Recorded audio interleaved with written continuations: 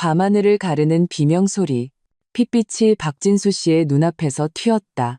김은숙 여사는 비명을 지르며 무릎에 힘이 풀려 주저앉았다. 검은 옷을 입은 사내들이 한 걸음씩 다가왔다. 그들의 발걸음 하나하나에는 죽음의 위협이 서려 있었다. 카메라는 그들의 절망적인 눈빛을 포착했다. 박진수 씨는 이를 악물고 낮은 목소리로 외쳤다. 무슨 일이 있어도 진실은 알려져야 해. 제 이름은 박진수, 나이는 70입니다. 한때 부산 시내버스 회사에서 운전기사로 일했습니다. 30년 동안 비가 오나 눈이 오나 저는 수많은 노선을 운행했습니다. 시내 중심가부터 외곽까지 모든 길이 제 손금처럼 익숙했지요. 그 시절 저는 운전대가 제 두 번째 목숨이라 생각했습니다. 운전대를 잡는 것이 곧 안정적인 삶을 붙잡는 것이었으니까요. 이제 은퇴한 지 여러 해가 지나 저는 아내 김은숙과 함께 이 오래된 아파트에서 소박하지만 평온한 나날을 보내고 있습니다. 한 푼 두 푼 힘들게 모은 돈으로 마련한 집입니다. 우리는 큰 부자가 되기를 바라지 않았습니다. 그저 황혼기에 서로 의지하며 함께하기를 바랄 뿐이었죠. 그런데 제 생일날 공기는 갑자기 낯설어졌습니다. 아침에 문을 열었을 때 저는 그 자리에 얼어붙었습니다. 집안은 먼지 한 톨 없이 청소되어 있었고 테이블과 의자는 반짝거렸습니다. 심지어 구석에 몇 년 동안 쌓여있던 먼지마저 사라져 있었습니다. 공기 중에는 코를 찌르는 꽃향기가 가득했습니다. 그건 아내의 향기가 아니었습니다. 아내는 방향제를 좋아하지 않았습니다. 늘 그건 가짜 깨끗함이라고 말했죠. 하지만 오늘 낯선 향기가 코를 찔렀고 제 마음을 서늘하게 만들었습니다. 아내는 거실에 서서 손에 걸레를 들고 있었습니다. 그녀는 억지로 저를 향해 미소 지었지만 눈빛은 무언가를 피하고 있었습니다.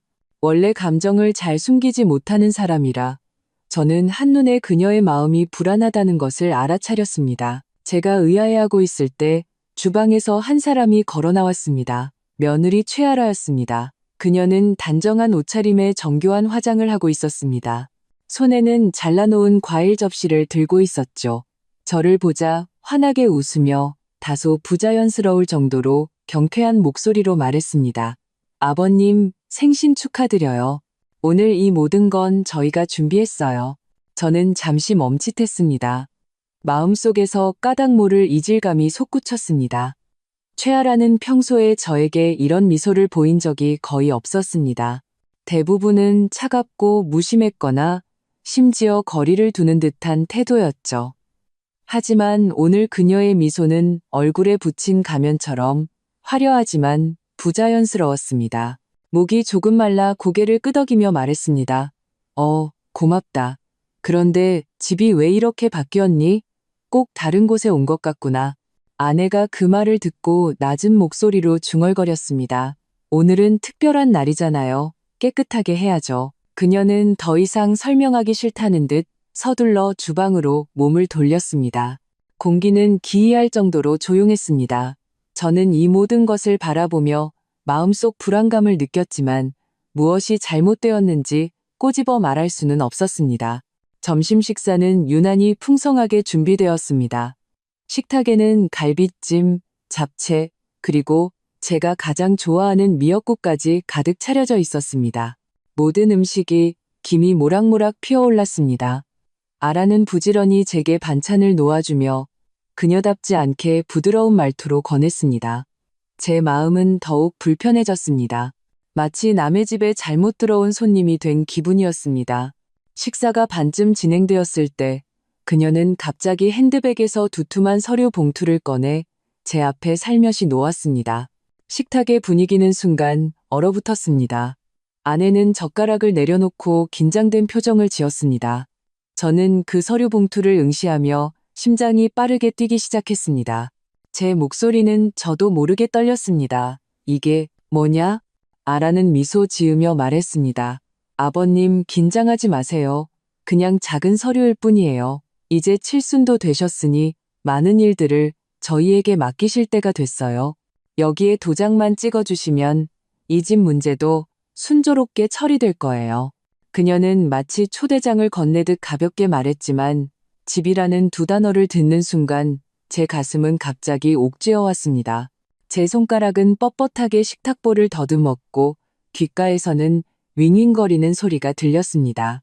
아내의 얼굴은 순간 새하얗게 질렸습니다. 그녀는 아라를 쳐다보며 믿을 수 없다는 눈빛을 보냈습니다. 그녀의 목소리가 떨렸습니다. 아라야, 이게 무슨 뜻이니? 이 집은 우리 평생의 뿌리야. 너희들 뭘 하려는 거야? 아라는 여전히 미소를 유지했지만 말투는 더 차가워졌습니다. 어머님, 오해하지 마세요. 다른 뜻은 없어요. 그냥 아버님과 어머님 연세가 많으셔서 이 집이 너무 부담스럽잖아요. 저희에게 맡기시면 저희가 더 잘 활용할 수 있어요. 두 분은 더 이상 신경 쓰지 마시고 편안하게 지내시면 돼요. 그 말이 끝나는 순간 제 가슴은 마치 돌덩이로 맞은 듯 했습니다. 수십 년의 노고, 수십 년의 인내가 이 순간 가벼운 한마디에 무너져 내렸습니다. 입을 열고 싶었지만 목이 바싹 말라 소리가 나오지 않았습니다. 제 머릿속에는 수많은 장면이 스쳐 지나갔습니다. 눈보라를 맞으며 버스를 운전하던 시절, 아이를 학교에 늦지 않게 보내기 위해 야근을 자청했던 날들, 밤늦게 집에 돌아와 열이 나는 아들 성민을 안고 병원으로 달려갔던 기억들, 아내와 저는 아끼고 아껴서 겨우 이 아파트를 샀습니다. 그것은 차가운 부동산이 아니라 우리 삶의 흔적이었습니다. 그런데 지금 제 칠순 생일 잔치에서 그것은 식탁 중앙에 놓여 거래되어야 할 서류가 되어버렸습니다. 저는 아들 박성민을 보았습니다. 그는 고개를 숙인 채 눈빛을 피했습니다. 무언가 말하고 싶어 하는 것 같았지만 한마디도 꺼내지 않았습니다. 그의 침묵은 어떤 말보다 더 제 가슴을 찔렀습니다. 그 순간 저는 깨달았습니다. 이 모든 것이 아내의 잘못도 제 잘못도 아니라는 것을. 우리와 자식들 사이의 균열이 이미 소리 없이 커져 이제 완전히 찢어져 버렸다는 것을요. 저는 심호흡을 하며 억지로 평정을 되찾으려 했습니다. 이 얘기는 나중에 하자. 오늘은 생일인데 이런 얘기는 하는 게 아니야. 제 목소리는 다소 굳어 있었습니다. 하지만 아라는 가볍게 웃으며 서류 봉투를 제 손변으로 밀었습니다. 아버님, 오늘이 가장 좋은 날이에요. 생일은 새로운 시작이잖아요. 그냥 도장 찍어주세요. 그럼 우리 모두 편해질 거예요. 그녀의 말투는 부드러웠지만 얼음 칼날 같았습니다. 손끝이 차가워지는 것을 느끼며 주먹을 꽉 쥐었습니다. 아내의 눈에는 눈물이 고여 있었습니다. 그녀는 손을 뻗어 제 손을 누르며 속삭였습니다. 여보, 서두르지 말아요. 저는 그녀를 바라보며 복잡한 감정에 휩싸였습니다. 집안은 시계의 똑딱거리는 소리만 들릴 정도로 조용했습니다. 매 순간이 제 심장을 두드리는 것 같았습니다. 바로 그때 문에서 딸깍하는 소리가 들렸습니다. 현관문이 열리고 낯선 남자가 들어왔습니다. 그는 손에 줄자를 들고 인사도 없이 거실로 향했습니다. 저는 벌떡 일어섰습니다. 누구시오? 목소리가 떨렸습니다. 아라가 서둘러 웃으며 설명했습니다. 아버님, 긴장하지 마세요. 부동산 중개인이에요. 집 크기를 좀 보러 오셨어요. 제 머릿속이 윙하고 울렸습니다. 저는 그 자리에 못 박힌 듯 서 있었습니다. 오늘 일어난 모든 일들이 갑자기 하나로 맞춰졌습니다. 낯선 향기, 지나치게 정돈된 집, 풍성한 식사, 봉투 속 서류. 처음부터 이 생일 잔치는 치밀하게 계획된 함정이었습니다. 가슴이 답답하고 숨이 가빠왔습니다. 마치 깨어날 수 없는 악몽에 빠진 것 같았습니다. 그 순간 저는 깨달았습니다. 우리의 집이 소리 없이 잠식당하고 있다는 것을, 그리고 이것은 단지 시작에 불과하다는 것을. 그 낯선 남자의 발걸음 소리가 거실 마룻바닥을 울렸습니다. 한 걸음 한 걸음이 제 심장에 밝히는 목과 같았습니다. 그는 능숙하게 줄자를 펼쳐 벽 모서리에서 창가까지, 식탁에서 복도까지 측정했습니다. 그의 동작은 냉정하고 기계적이었습니다. 저는 그 자리에 서서 그를 뚫어지게 쳐다봤지만 온몸의 기운이 빠져나가는 것 같았습니다. 숨은 점점 가빠지고 가슴은 거대한 바위에 짓눌린 듯 했습니다. 김은숙이 조용히 제 소매를 잡아당겼습니다. 그녀의 손은 얼음장처럼 차가웠고 손끝은 미세하게 떨리고 있었습니다. 그녀가 속삭였습니다. 여보, 흥분하지 말고 일단 지켜봐요. 그녀의 말이 제 마음을 더욱 쓰리게 했습니다. 그녀의 목소리는 마치 바람에 흩날리는 낙엽처럼 가냘프지만 어쩔 수 없는 체념이 묻어 있었습니다. 아버님 앉으세요. 중개인 아저씨는 그냥 통상적인 확인을 하는 것뿐이에요. 최아라의 미소는 여전했습니다. 그 구부러진 입꼬리는 차가운 호선처럼 예의 바르면서도 거리를 두는 듯 했습니다. 그녀는 제 앞에 국 한 그릇을 놓으며 부드러운 말투로 말했습니다. 국 좀 드세요. 너무 신경 쓰지 마시고요. 하지만 그 김이 모락모락 나는 국은 제 눈에는 끓는 쇳물처럼 보였습니다. 심장을 찌르는 듯한 통증이 느껴졌습니다. 저는 그릇에 떠있는 기름 방울을 노려보았지만 귓가에는 줄자가 딸깍거리는 소리만 맴돌았습니다. 그 소리는 집을 재는 것이 아니라 저와 은숙에 남은 평온한 삶을 재는 것 같았습니다. 저는 마침내 참지 못하고 벌떡 일어섰습니다. 목소리는 쉬어 있었습니다. 이 집은 내 집이야. 상품이 아니라고. 너희들 지금 무슨 짓을 하는 거냐? 집안은 순간 조용해졌습니다. 시계의 똑딱거리는 소리마저 유난히 크게 들렸습니다. 최아라는 잠시 멈칫했지만 이내 미소를 되찾았습니다. 아버님, 오해하지 마세요. 이건 매매가 아니라 계획이에요. 아버님과 어머님 평생 고생하셨는데 이제 좀 편하게 지내셔야죠. 지금 집값도 높은데 이걸 처분해서 돈을 좀 마련하면 요양원에 가서 서비스도 받으실 수 있잖아요. 이 낡은 아파트를 지키는 것보다 훨씬 낫지 않겠어요? 그녀의 말은 예리한 칼날처럼 부드럽게 베었지만 피가 흐르게 했습니다. 은숙의 눈에 눈물이 고였습니다. 그녀는 목이 메어 말했습니다. 알아야 그게 효도니? 요양원이라니. 우린 아직 살아있고 우리 몸은 우리가 챙길 수 있어. 너희들, 우리를 내쫓으려고 처음부터 계획했던 거니? 박성민이 마침내 고개를 들었습니다. 그의 시선은 흔들렸고 목소리는 거의 들리지 않을 정도로 작았습니다. 엄마, 그러지 마세요. 저희도 어쩔 수 없었어요. 요즘 생활야리가 너무 커요. 대출금, 직장, 아이들, 저희에게는 전환점이 필요해요. 전환점? 저는 냉소했습니다. 가슴 속 분노가 성냥불처럼 타올랐습니다. 전환점이라는 게 내 부모의 뿌리를 팔아치우는 거냐? 30년의 피와 땀, 30년의 비바람을 내 전환점이라는 한마디로 지워버리는 거냐고. 성민의 얼굴이 굳어졌습니다. 그는 입을 열었지만 한마디도 하지 못했습니다. 그의 침묵은 칼에 베이는 것보다 더 아팠습니다. 공기 중의 향기는 이미 역하게 변해 있었습니다. 갑자기 목이 조여오는 것 같았습니다. 그 향기는 더 이상 꽃향기가 아니라 뼈속까지 스며들어 사람을 질식시키는 차가운 약 냄새 같았습니다. 저는 의자에 털썩 주저앉았습니다. 손가락으로 식탁을 꽉 쥐자 식탁보는 제 이마의 주름처럼 깊고 펴지지 않는 흔적을 남겼습니다. 은숙은 제 곁에 앉아 어깨를 떨며 눈물을 그치지 못했습니다. 최아라는 천천히 서류 봉투를 다시 제 앞으로 밀며 부드럽게 말했습니다. 아버님, 고집 부리지 마세요. 도장 찍으시면 우리 모두 편해져요. 이건 우리 가족 전체를 위한 일이에요. 그녀의 말투는 부드러웠지만 그 부드러움 속에는 거절할 수 없는 차가운 힘이 있었습니다. 제 손은 떨렸습니다. 마음속에서는 두 개의 목소리가 싸우고 있었습니다. 하나는 참아라, 아들을 위해서라고 말했고 다른 하나는 절대 빼앗길 수 없어 라고 울부짖었습니다. 제가 무너지기 직전 갑자기 초인종이 울렸습니다. 맑은 딩동 소리가 이 순간에는 유난히 귀에 거슬렸습니다. 은숙이 서둘러 문을 열자 밖에는 이웃인 김 여사님이 서 있었습니다. 그녀는 안을 들여다보며 다소 어색하게 웃었습니다. 진수 씨, 오늘 시끌벅적하네. 생일 잔치하는구나?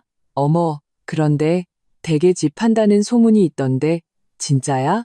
그녀의 말은 한 줄기 번개처럼 공기의 침묵을 갈랐습니다. 제 머릿속이 윙하고 터질 것 같았습니다. 저는 고개를 돌려 최아라를 쏘아보았지만 그녀는 그저 가볍게 웃을 뿐이었습니다. 마치 모든 것을 손안에 쥐고 있다는 듯이요. 아주머니, 오해세요. 그녀가 대답했습니다. 그냥 사람이 와서 좀 둘러본 것뿐이고 아직 결정된 건 없어요. 하지만 김 여사님의 눈빛에는 의심이 가득했습니다. 그녀는 어색하게 웃으며 서둘러 자리를 떴습니다. 문 밖의 발걸음 소리가 점차 사라지고 집안은 다시 억압적인 정적에 휩싸였습니다. 갑자기 황당한 기분이 들었습니다. 소위 내 집이라고 불리던 이곳이 이미 다른 사람들의 입에 오르내리는 가십거리가 되고 이웃의 이야깃거리가 되어버렸던 것입니다. 저는 식탁 위에 서류 봉투를 노려보았습니다.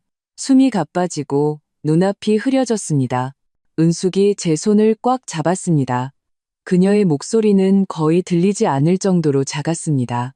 여보, 우리 이제 어떡해요? 저는 눈을 감았습니다. 머릿속이 온통 뒤죽박죽이었습니다. 과거의 장면들이 파도처럼 밀려왔습니다. 눈보라 치던 밤, 버스를 몰고 집으로 돌아오던 길, 손은 감각이 없었지만 승객들이 고개를 끄덕이며 감사 인사를 하던 순간들, 그리고 그날 우리가 모든 저축을 털어 이 아파트를 샀을 때의 기쁨, 그것은 제 자부심이었고 우리 인생의 버팀목이었습니다. 하지만 지금 그것은 다른 사람들의 눈의 흥정의 대상이 되어버렸습니다. 갑자기 마음속에서 안 돼, 절대 저들 뜻대로 되게 할 순 없어 라는 외침이 들렸습니다. 저는 벌떡 눈을 떴습니다. 손바닥으로 식탁을 세게 내리치자 텅 빈 집 안에서 소리가 터져 나왔습니다. 최아라의 미소가 마침내 굳어졌습니다. 박성민이 미간을 찌푸리며 입을 열었습니다. 아버지 진정하세요. 진정하라고? 저는 그를 쏘아보며 낮고 떨리는 목소리로 말했습니다. 네가 어떻게 나더러 진정하라고 할 수 있냐? 내 부모가 집에서 쫓겨나는 걸 두 눈으로 보면서도 진정할 수 있단 말이냐? 성민의 입술이 떨렸지만 그는 아무 말도 하지 못했습니다. 공기는 숨쉬기조차 어려울 정도로 무거웠습니다. 갑자기 눈앞에 모든 것이 변해 보였습니다. 벽에 걸린 시계추는 더 이상 부드럽게 흔들리지 않고 차가운 쇠망치처럼 내 심장 박동을 하나하나 내리치는 것 같았습니다. 조명은 눈부셨고 아라의 얼굴에 비친 그 미소는 더 이상 가족 같지 않고 낯선 사람처럼 보였습니다. 아버님, 도장 찍으세요. 그녀의 목소리가 다시 들려왔습니다. 부드러웠지만 거절할 수 없는 단호함이 묻어 있었습니다. 저는 주먹을 꽉 쥐었습니다. 손등에 핏줄이 돋아났습니다. 목구멍에서 몇 마디를 쥐어짰습니다. 내가 죽으면 죽었지. 이 집은 절대 넘겨주지 않을 거다. 제 말이 끝나자 은숙이 갑자기 큰 소리로 울기 시작했습니다. 그녀의 울음소리는 공기를 찢었고 듣는 이의 마음을 아프게 했습니다. 성민은 두 손으로 얼굴을 감싸고 고통스럽게 주저앉았습니다. 최아라는 그저 차갑게 서류 봉투를 거두어 가방에 다시 넣었습니다. 그녀의 입가에는 거의 보이지 않는 미소가 걸려 있었습니다. 그 순간 저는 깨달았습니다. 이 폭풍은 이제 막 시작되었다는 것을. 저는 창밖에 점점 어두워지는 하늘을 바라보며 전에 없던 한기를 느꼈습니다. 바람이 커튼을 흔드는 것이 마치 보이지 않는 손이 또 다른 미지의 서막을 천천히 열어젖히는 것 같았습니다. 저는 분명히 알 수 있었습니다. 우리의 집은 이미 붕괴 직전에 서 있다는 것을, 그리고 앞으로 더 큰 소용돌이가 우리를 기다리고 있을 것이라는 것을. 밤은 깊어지고 창밖의 바람은 더욱 거세져 커튼을 세차게 흔들었습니다. 마치 방 전체가 흔들리는 것 같았습니다. 저는 의자에 앉아 손에 땀을 쥐고 있었습니다. 귓가에는 최아라가 떠나기 전 남긴 말이 맴돌았습니다. 결국 타협하시게 될 거예요. 그녀의 말투는 확신에 차 있었고 마치 제 마음을 꿰뚫어 본 듯했습니다. 하지만 그녀는 몰랐습니다. 제 마음속의 분노의 불씨가 완전히 타올랐다는 것을. 김은숙이 따뜻한 차 한 잔을 제 앞에 놓아주었습니다. 그녀의 눈은 붉게 부어 있었고 목소리는 쉬어 있었습니다. 여보, 우리 정말 버틸 수 있을까요? 쟤들은 우리 자식이잖아요. 그녀의 말투에는 애원이 섞여 있었고 마치 언제 끊어질지 모르는 떨리는 실 같았습니다.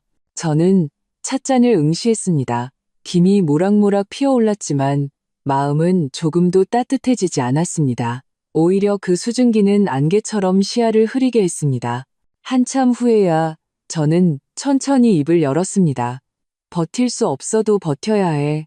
이번에 물러서면 우린 아무것도 남지 않아. 그녀는 고개를 숙이고 앞치마 자락을 꽉 쥐었습니다. 마치 마지막 의지처를 붙잡는 것 같았습니다. 다음 날 아침 저는 장을 보러 아래층으로 내려갔습니다. 이웃들은 저를 보자 미묘한 눈빛으로 쳐다보았습니다. 그들이 목소리를 낮춰 수군거리는 소리가 들렸습니다. 박신의 집 판다며? 며느리가 보통이 아니라던데. 노부부를 저렇게 몰아세우다니. 그 소리는 바늘처럼 제 귀를 찔렀습니다. 저는 못 들은 척했지만 걸음걸이가 허공에 뜬 것 같았습니다. 집에 돌아오니 은숙은 베란다에서 빨래를 널고 있었습니다. 그녀는 하늘을 보며 멍하니 서 있었습니다. 바람에 머리카락이 헝클어져 있었습니다. 제가 조용히 그녀의 이름을 부르자 그제야 정신을 차렸습니다. 그녀의 눈에는 당황한 기색이 스쳤습니다. 밖에 사람들이 다 아는 거죠? 저는 고개를 끄덕였습니다. 마음속에 거대한 돌덩이가 얹힌 것 같았습니다. 점심때쯤 제 휴대폰이 갑자기 울렸습니다. 모르는 번호였습니다. 잠시 망설이다 전화를 받자 차가운 남자의 목소리가 들려왔습니다. 박진수 씨 맞으시죠? 저는 부동산 감정평가를 담당하는 임 부장입니다. 대개 집수속 관련해서는 최아라 여사님께서 이미 저희와 연락을 하셨습니다. 최대한 빨리 도장만 찍어주시면 절차를 시작할 수 있습니다. 저는 손을 떨어 휴대폰을 놓칠 뻔했습니다. 목구멍에 솜이 가득 찬 것처럼 말이 나오지 않았습니다. 상대방은 계속해서 말했습니다. 만약 도장을 찍지 않으셔도 괜찮습니다. 가족 공유자 약정에 따라 박성민 씨와 최아라 여사님의 의견 역시 유효합니다. 심장이 세차게 조여왔습니다. 마치 팬츠에 꽉 물린 것 같았습니다. 전화를 끊고 저는 멍하니 서 있었습니다. 귓가에서 윙윙거리는 소리가 났습니다. 은숙이 이상한 낌새를 채고 서둘러 물었습니다. 무슨 일이에요? 저는 쓴웃음을 지었습니다. 그들이 우리 몰래 벌써 거기까지 진행했어. 그녀는 소파에 쓰러져 굵은 눈물을 뚝뚝 흘렸습니다. 왜 이렇게까지 하는 걸까? 우리가 쟤들을 어떻게 키웠는데? 그녀는 목이 쉰 소리로 울었고 그 소리는 찢어진 천 같았습니다. 제 마음도 함께 부서져 내렸습니다. 하지만 저는 억지로 냉정을 유지하며 심호흡을 했습니다. 가만히 앉아 당할 수만은 없어. 변호사를 찾아가야겠어. 며칠 후 우리는 변호사 사무실에 들어섰습니다. 복도의 조명은 차가웠고 공기 중에는 소독약 냄새가 감돌아 사람을 억눌렀습니다. 우리를 맞이한 사람은 금태 안경을 쓴 중년의 반변호사였습니다. 그는 우리의 이야기를 주의 깊게 들으며 때때로 고개를 끄덕이며 기록했습니다. 박 선생님, 상황이 생각보다 심각합니다. 그가 말했습니다. 서류상으로 보면 아드님과 며느님은 이미 소유권 이전 준비를 마쳤습니다. 조치를 취하지 않으시면 곧 집행될 수도 있습니다. 제 가슴이 철렁 내려앉았습니다. 그럼 우리는 어떻게 해야 합니까? 반 변호사는 차분한 어조로 말했습니다. 지금 유일한 방법은 즉시 재산 보호 신청을 해서 주택명의 이전을 막는 것입니다. 하지만 이것은 아드님과 며느님을 상대로 법정 소송을 벌여야 한다는 뜻입니다. 그 말은 무거운 망치처럼 내리쳤습니다. 사무실은 죽은 듯이 조용해졌습니다. 은숙의 손이 제 팔을 꽉 잡았습니다. 그녀의 눈에는 눈물이 고여 있었습니다. 여보, 우리 정말 법정에 서야 해요? 상대는 우리 자식이잖아요. 저는 고개를 들어 변호사를 보았다가 다시 은숙을 보았습니다. 가슴 속에서 들끓는 고통에 거의 숨이 막힐 지경이었습니다. 하지만 저는 고개를 끄덕였습니다. 우리의 마지막 집을 지키기 위해서라면 그렇게 해야 해. 집으로 돌아오는 길, 하늘은 무너질 듯이 흐렸습니다. 바람이 나뭇가지를 스치며 낙엽을 휘날렸습니다. 낙엽들이 얼굴에 부딪히며 차갑게 제 가슴을 찔렀습니다. 밤에 저는 오랫동안 잠들지 못했습니다. 침대에 누워 귓가에 들리는 시계 소리는 마치 카운트다운을 알리는 경종 같았습니다. 갑자기 이런 생각이 들었습니다. 어쩌면 이 싸움이 우리 가족을 완전히 갈라놓을지도 모른다고. 하지만 제게는 다른 선택지가 없었습니다. 며칠 후 법원의 소환장이 집으로 배달되었습니다. 두툼한 종이 뭉치는 차가운 돌덩이처럼 제 숨을 짓눌렀습니다. 은숙은 그것을 보고 의자에 주저앉아 낮은 목소리로 중얼거렸습니다. 정말 여기까지 와버렸구나. 저는 이를 악물었습니다. 마음속으로 다짐했습니다. 저들이 이렇게까지 몰아붙인다면 나도 끝까지 싸울 것이다. 개정일, 법정은 높고 냉랭했습니다. 우리는 반 변호사와 함께 한쪽에 앉았고 다른 쪽에는 박성민과 최아라가 있었습니다. 그들도 자신들의 변호사를 데리고 왔습니다. 성민은 시선을 피하며 저를 똑바로 쳐다보지 못했습니다. 아라는 여전히 냉정했고 입가에는 알 수 없는 미소가 걸려 있었습니다. 판사가 사건 개요를 낭독할 때 제 심장은 터질 듯이 격렬하게 뛰었습니다. 제 의견을 묻는 순서가 되자 저는 천천히 일어섰습니다. 목소리는 쉬어 있었지만 단호했습니다. 이 집은 저와 제 아내가 평생을 바쳐 이룬 피와 땀입니다. 우리의 집입니다. 우리의 동의 없이 누구도 처분할 권리가 없습니다.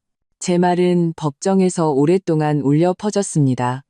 성민은 고개를 숙이고 손가락으로 책상 모서리를 꽉 쥐었습니다. 아라는 차갑게 웃으며 변호사에게 무언가를 속삭였습니다. 그 순간 저는 핏줄로 이어진 정이 조금씩 끊어지고 있다는 것을 느꼈습니다.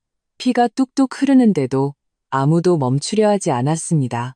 재판이 끝났을 때 저는 거의 다리를 움직일 수 없었습니다. 법원문을 나서자 차가운 바람이 얼굴을 스쳤습니다. 마치 칼날 같았습니다. 저는 깊은 숨을 들이쉬며 스스로에게 말했습니다. 이건 시작일 뿐이야. 진짜 시험은 아직 남아있어.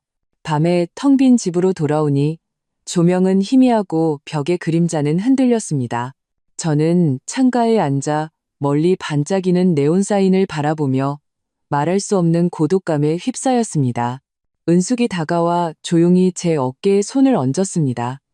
여보, 무슨 일이 있어도 제가 곁에 있을게요. 그녀의 목소리에 눈시울이 뜨거워졌습니다. 저는 고개를 돌려 그녀를 바라보며 천천히 고개를 끄덕였습니다. 결과가 어떻든 우리는 마지막 자존심을 지켜야 해. 하지만 저는 마음속으로 알고 있었습니다. 최아라는 쉽게 물러서지 않을 것이고 박성민의 침묵이야말로 가장 날카로운 칼날이라는 것을. 저는 칠흑 같은 밤하늘을 바라보며 폭풍이 이제 막 서막을 열었음을 어렴풋이 느꼈습니다. 재판이 끝난 후 며칠 동안 저는 집안에 차가운 안개가 낀 것처럼 느꼈습니다. 햇살이 들어와도 한기가 느껴졌습니다. 거실을 걸을 때마다 발걸음은 무거운 그림자를 밟는 것 같았습니다. 저와 김은숙은 거의 말을 하지 않고 눈빛으로만 소통했습니다. 마치 어떤 말이든 서로를 무너뜨릴 것 같았기 때문입니다. 밤이면 그녀는 종종 등을 돌리고 조용히 울었습니다. 저는 못 들은 척했지만 그녀의 어깨가 떨리는 것을 똑똑히 느낄 수 있었습니다. 그날 밤 저는 베란다에 앉아 담배 한 대를 피웠습니다. 연기가 공기 중에서 천천히 피어오르다 바람에 끊어진 실처럼 힘없이 흩어졌습니다. 저는 칠흑 같은 하늘을 바라보며 마음속으로 되뇌었습니다. 우리가 정말 지게 될까? 며칠 지나지 않아 최아라는 놀랍게도 몇 사람을 데리고 다시 우리 집 앞에 나타났습니다. 그녀는 몸에 잘 맞는 베이지색 코트를 입고 입가에는 냉소를 띠고 있었습니다. 마치 미리 예견된 연극의 한 장면 같았습니다. 그녀 뒤에는 낯선 남자 2명이 서 있었습니다. 한 명은 서류 밥캐를 들고 있었고 다른 한 명은 어깨에 줄자를 메고 있었습니다. 아버님, 어머님, 그녀가 입을 열었을 때 말투는 가벼웠습니다. 긴장하지 마세요. 이분들은 그냥 면적을 확인하고 감정평가를 하러 오셨을 뿐이에요. 김은숙이 벌떡 일어나며 떨리지만 단호한 목소리로 말했습니다. 이 집은 아직 팔리지 않았어. 네가 무슨 자격으로 사람들을 데리고 들어오겠다는 거냐? 최아라의 미소가 순간 굳어졌지만 곧 평정을 되찾았습니다. 그녀는 부드럽게 말했습니다. 어머님, 흥분하지 마세요. 이건 절차일 뿐이에요. 성민 씨도 동의했어요. 아들의 이름을 듣는 순간 제 가슴은 날카로운 칼에 베인 듯 했습니다. 성민이, 그 애가 정말 동의했다고? 저는 고개를 숙이고 침묵하던 그의 모습이 떠올랐습니다. 그 회피하는 눈빛이 모든 것이 사실임을 말해주고 있었습니다. 저는 한 걸음 앞으로 나아가 문을 막아서며 낮은 목소리로 말했습니다. 내가 살아있는 한 이 집은 누구도 건드릴 수 없어. 공기는 팽팽하게 당겨진 활시위처럼 언제 끊어질지 모를 긴장감에 휩싸였습니다. 낯선 사람들은 서로 눈빛을 교환하며 다소 난처해 보였습니다. 결국 그들은 제게 밀려 물러났습니다. 최아라는 떠나기 전 저를 쳐다보았습니다. 그녀의 눈빛은 칼날처럼 차가웠습니다. 아버님, 지금 스스로 미래를 망치고 계신 거예요. 문이 닫히는 순간 집안은 죽음과 같은 정적에 휩싸였습니다. 은숙이 제 품에 안겨 울음을 터뜨렸습니다. 그녀의 눈물이 제 옷깃을 적셨습니다. 여보, 저들이 우리를 산채로 내쫓으려는 거예요. 저는 그녀의 등을 토닥이며 억지로 냉정을 유지하려 했습니다. 걱정 마. 우리에겐 아직 방법이 있어. 하지만 사실 제 목소리조차 힘없이 들렸습니다. 다음 날 저는 반 변호사를 찾아갔습니다. 그는 서류를 검토하며 미간을 찌푸렸습니다. 상황이 점점 복잡해지고 있습니다. 상대방은 이미 연주를 찾아 수속을 서두르려는 것 같습니다. 최악의 상황을 대비하셔야 합니다. 최악의 상황이라니요? 저는 힘겹게 되물었습니다. 목이 바싹 말라 아팠습니다. 반 변호사는 안경을 고쳤으며 저를 똑바로 쳐다보았습니다. 만약 소송에서 이기지 못하면 두 분은 강제로 이사를 해야 할 수도 있습니다. 지금 할 수 있는 유일한 방법은 두 분이 유일한 합법적 사용권자임을 증명할 새로운 증거를 최대한 빨리 제출하는 것입니다. 저는 고개를 끄덕였지만 마음속은 얼음장처럼 차가워졌습니다. 그날 밤 저와 은숙은 거실에 앉아 있었습니다. 창밖에는 비가 내리기 시작했습니다. 빗방울이 창문을 두드리는 소리가 마치 수많은 급박한 심장 박동 소리 같았습니다. 저는 어둠을 응시하며 문득 입을 열었습니다. 만약 저들이 정말 이기면 당신은 떠날 수 있겠어? 그녀는 멈칫하며 눈에 눈물이 고였습니다. 떠나요? 우리가 평생을 산 곳을 떠나라고요? 여보, 여긴 우리 집이잖아요. 제 가슴이 망치로 맞은 듯 쿵하고 아파왔습니다. 저는 그녀의 차가운 손을 잡고 천천히 말했습니다. 그래서 우리는 끝까지 싸워야만 해. 며칠 후 이웃들의 수군거림이 더욱 심해졌습니다. 어떤 이들은 몰래 우리 편을 들어주었고 어떤 이들은 우리가 결국 질 것이라며 조용히 고개를 저었습니다.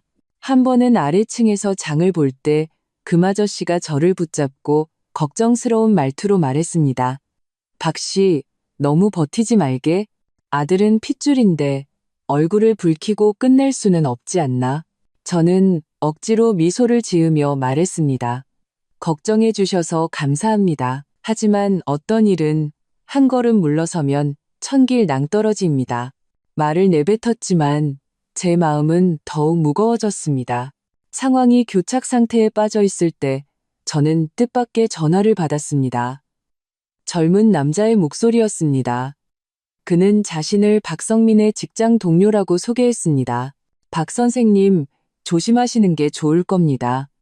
최근에 성민 씨가 회사에서 돈을 많이 빌렸습니다. 그와 최아라 씨가 집을 팔려고 서두르는 게 아마 그것과 관련이 있을 겁니다. 제 심장이 쿵하고 내려앉았습니다. 저는 그 자리에 얼어붙었습니다. 그랬구나. 그들은 소위 도와주겠다는 것이 아니라 처음부터 빚에 허덕이고 있었던 것입니다.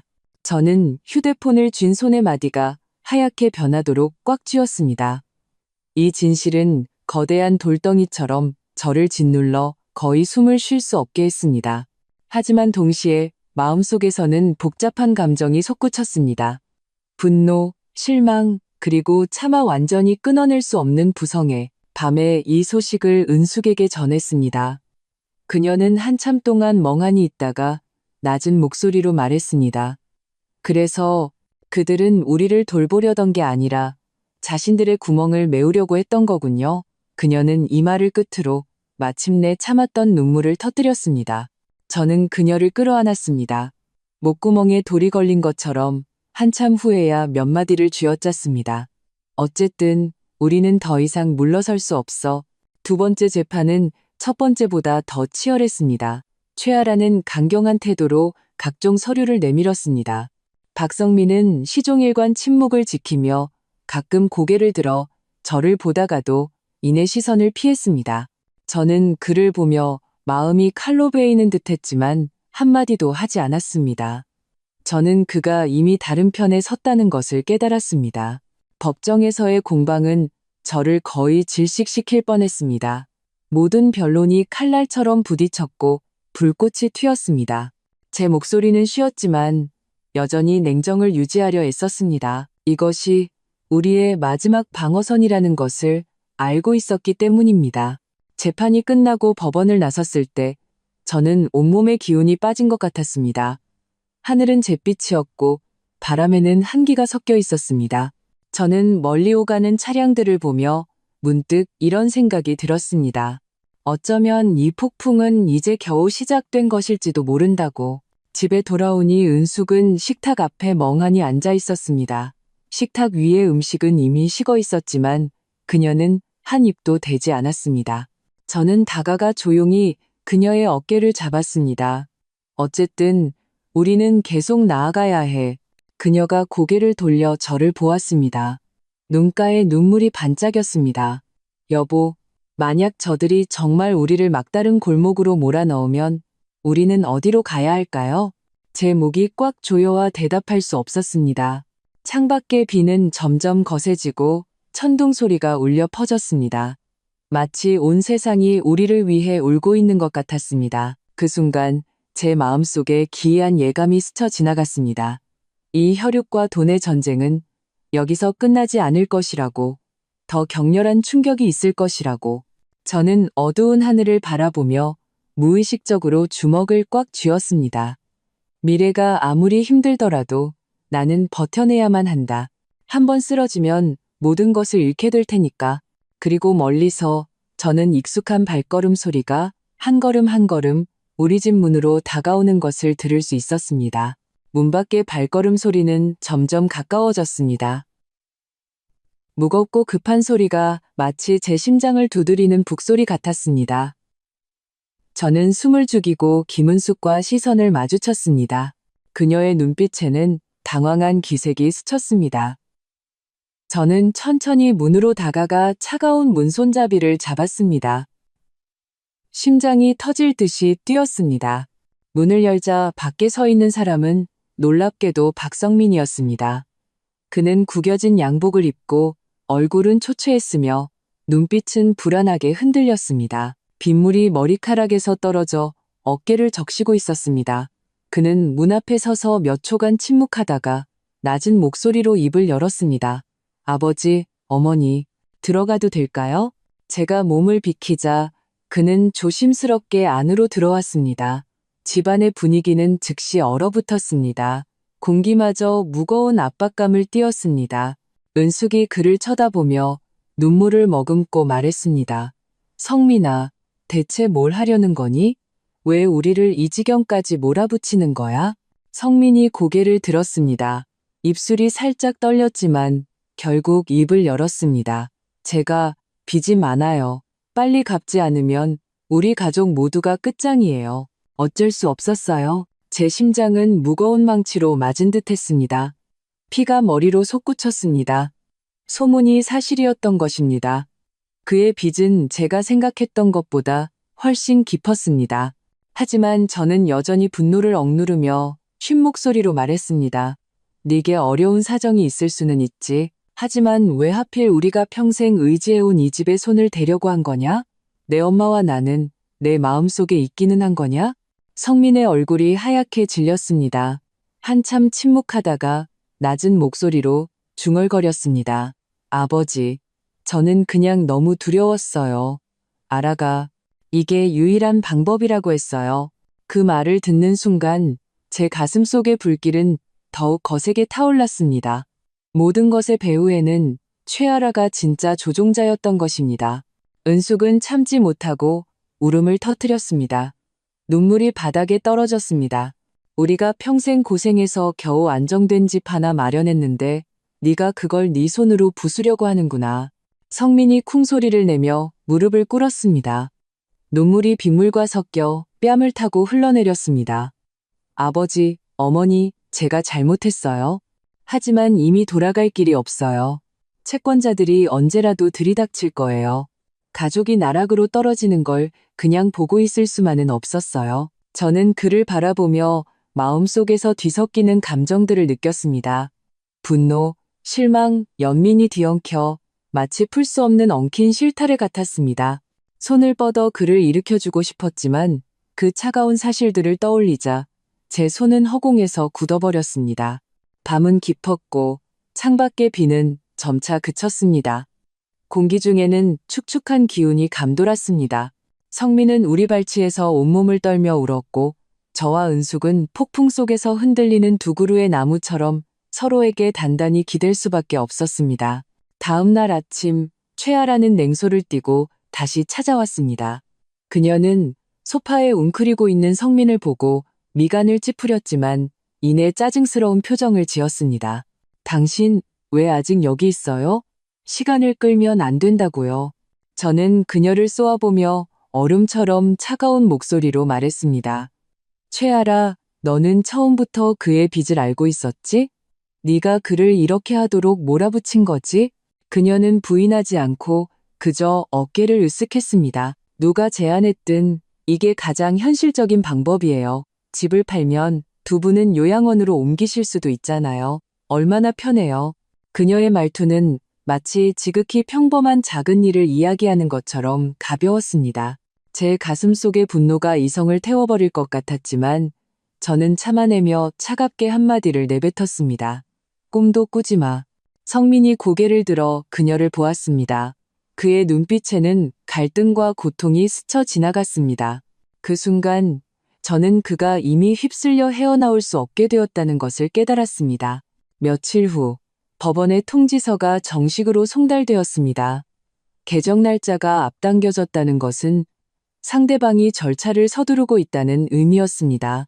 저는 그 차가운 문서를 들고 손끝을 계속 떨었습니다. 종이가 손 안에서 자잘하게 흔들렸습니다.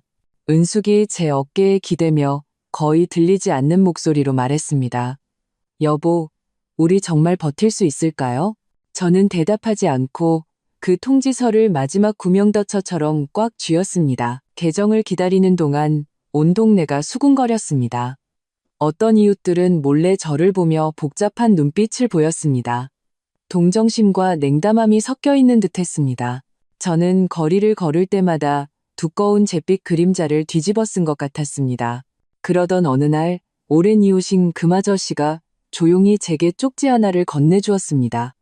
박씨, 조심하게. 누군가 몰래 증인을 매수하려 한다는 소문을 들었네. 저는 그 자리에 멍하니 서 있었습니다. 마음이 얼음장처럼 차가워졌습니다. 역시 최아라는 겉으로 드러난 방법만 의지하지 않을 것이었습니다. 그녀는 우리를 완전히 파괴하려 하고 있었습니다. 밤에 저는 침대에 누워 뒤척이며 잠을 이룰 수 없었습니다. 창밖의 바람이 나뭇가지를 흔드는 소리가 마치 저를 대신해 통곡하는 것 같았습니다. 눈을 감았지만 미래의 그림자가 한 걸음씩 다가오는 것이 보였습니다. 은숙이 손을 뻗어 제 손을 잡았습니다. 그녀의 손바닥은 차가웠습니다. 여보, 결과가 어떻든 우리는 함께 갈 거예요. 그녀의 목소리는 미약한 불꽃처럼 어둠 속에서 떨렸지만 제가 완전히 무너지지 않게 해주었습니다. 저는 힘주어 고개를 끄덕이며 마음속으로 맹세했습니다. 마지막 숨을 다하는 한이 있더라도 저들이 쉽게 뜻을 이루게 하지는 않겠다. 마침내 개정일이 되었습니다. 우리는 법정에 앉아 있었습니다. 공기는 굳어버린 시멘트처럼 무거웠습니다. 판사의 시선은 냉정하게 우리를 심사했습니다. 최아라는 세련된 정장을 입고 태연한 표정을 짓고 있었습니다. 성민은 그녀 곁에 앉아 고개를 숙이고 저를 쳐다보지 못했습니다. 재판 과정은 줄다리기 같았습니다. 모든 말이 칼날처럼 날카로웠습니다. 저는 온 힘을 다해 사실을 진술했지만 마음속에는 항상 돌덩이가 매달려 있었습니다. 만약 증인이 매수되었다면 우리는 완전히 패배할 것이다. 교착 상태에 이르렀을 때 예기치 않은 일이 일어났습니다. 한 이웃이 갑자기 일어서서 큰 소리로 외쳤습니다. 재판장님, 드릴 말씀이 있습니다. 모두가 멈칫하며 시선이 일제히 그 사람에게 쏠렸습니다. 제 동공이 갑자기 수축하고 심장이 급격하게 뛰었습니다. 이 사람이 만약 매수되었다면 우리는 완전히 끝장이다. 공기는 순간 얼어붙었습니다. 폭풍우 전에 정적 같았습니다. 저는 그를 뚫어지게 쳐다보았고 귓가에는 심장이 쿵쿵거리는 소리만 들렸습니다. 다음 순간 그가 입을 열었습니다. 그 순간 법정은 쥐 죽은 듯 조용했습니다. 이웃임금 아저씨가 그곳에 서 있었습니다. 그의 손에는 종이 뭉치가 꽉 쥐어져 있었고 이마에는 가는 땀방울이 맺혀 있었습니다. 그의 목소리는 떨렸지만 이상하리만치 단호했습니다. 재판장님, 제가 증언하겠습니다. 박진수 씨와 김은숙 여사님, 이 노부부는 평생을 성실하게 살아오셨고 자식에게 부끄러운 일을 한 적이 없습니다. 진짜로 집을 빼앗으려 하는 사람은 최아라입니다. 그 말이 끝나자 법정은 순식간에 술렁였습니다. 제 심장이 세차게 요동쳤습니다. 마치 가슴을 짓누르던 거대한 돌덩이에 갑자기 틈이 생긴 것 같았습니다. 저는 고개를 돌려 금 아저씨를 보았습니다. 그의 시선은 군중과 조명을 뚫고 모처럼 제 마음에 밝혔습니다.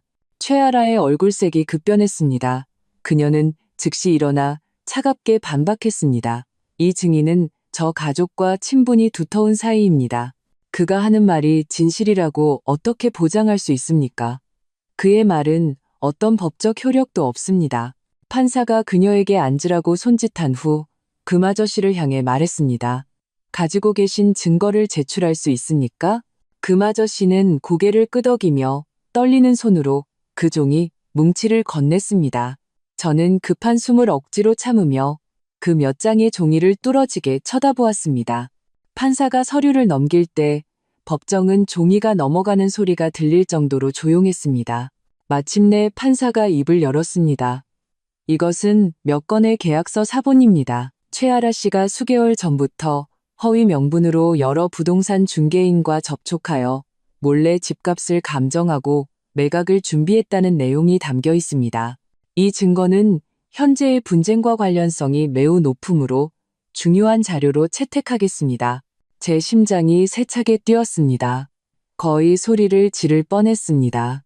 은숙의 눈에서 즉시 눈물이 흘러나왔습니다. 그녀는 제 손을 꽉 잡았습니다. 그녀의 손가락은 얼음장처럼 차가웠지만 떨릴 정도로 힘이 들어가 있었습니다. 최아라의 얼굴은 완전히 차갑게 굳었지만 그녀는 여전히 억지로 평정을 유지했습니다. 이 계약서 사본들은 모두 위조된 것입니다. 누군가 의도적으로 저를 모함하는 것이 틀림없습니다. 그녀의 변호사는 서둘러 동조하며 추가 조사를 요구했습니다. 그러나 공기 중에 그 긴장된 기류는 이미 바뀌어 있었습니다. 적어도 이 순간 우리는 더 이상 외롭지 않았습니다. 저는 박성민을 보았습니다. 그의 얼굴은 창백했고 눈빛에는 두려움과 동요가 스쳐 지나갔습니다. 그는 마치 일이 자신의 통제를 벗어났다는 것을 처음 깨달은 것 같았습니다. 그 막막한 표정이 제 마음을 아프게도 분노하게도 했습니다. 재판은 계속되었습니다. 양측 변호사는 격렬하게 맞섰습니다. 그들의 말은 칼과 검이 부딪히는 것 같았고 모든 변론은 이 차가운 방을 비추는 불꽃 같았습니다. 제 심장은 빨라졌다, 느려졌다 하며 언제 터질지 모르는 붓 같았습니다. 오후의 햇살이 높은 창문을 통해 들어왔습니다.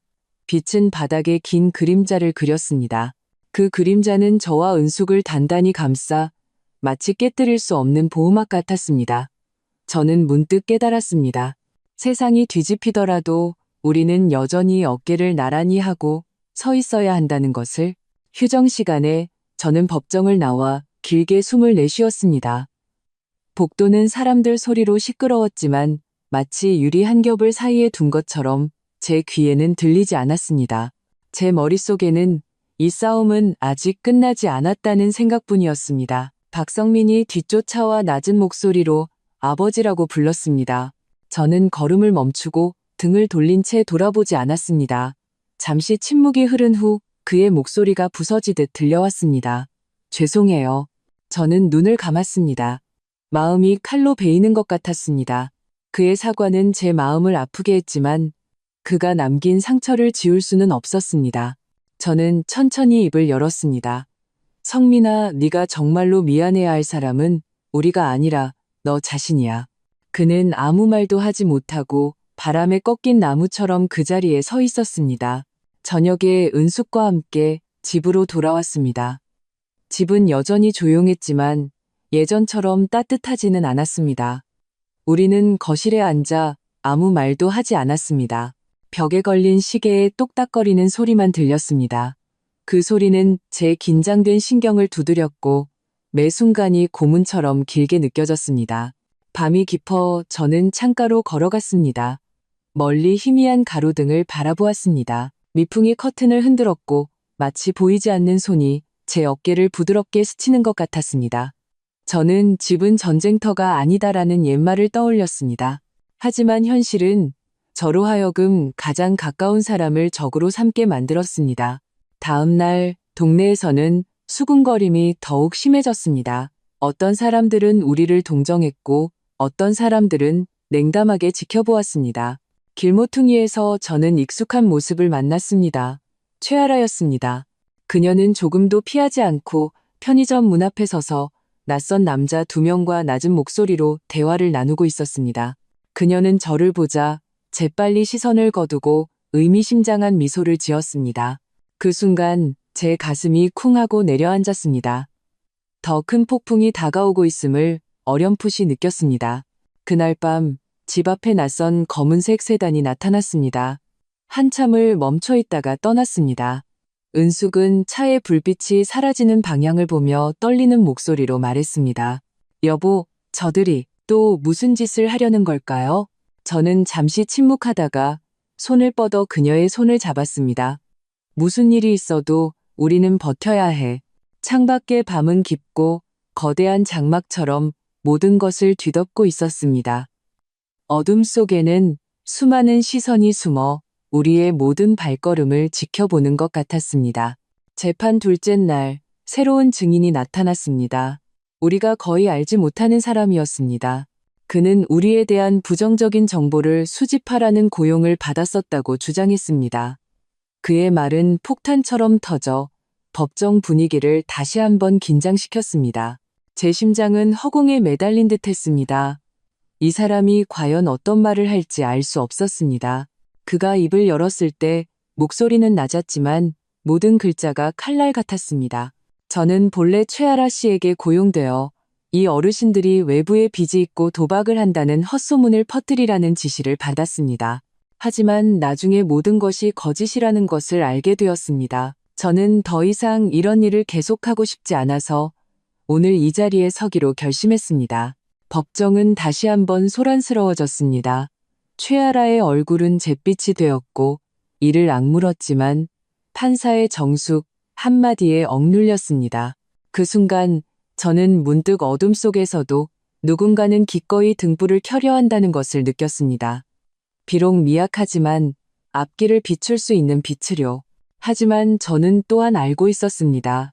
이 싸움이 한두 번의 증언으로 끝나지 않을 것이라는 것을. 최아라의 야심은 제가 상상했던 것보다 훨씬 깊었습니다.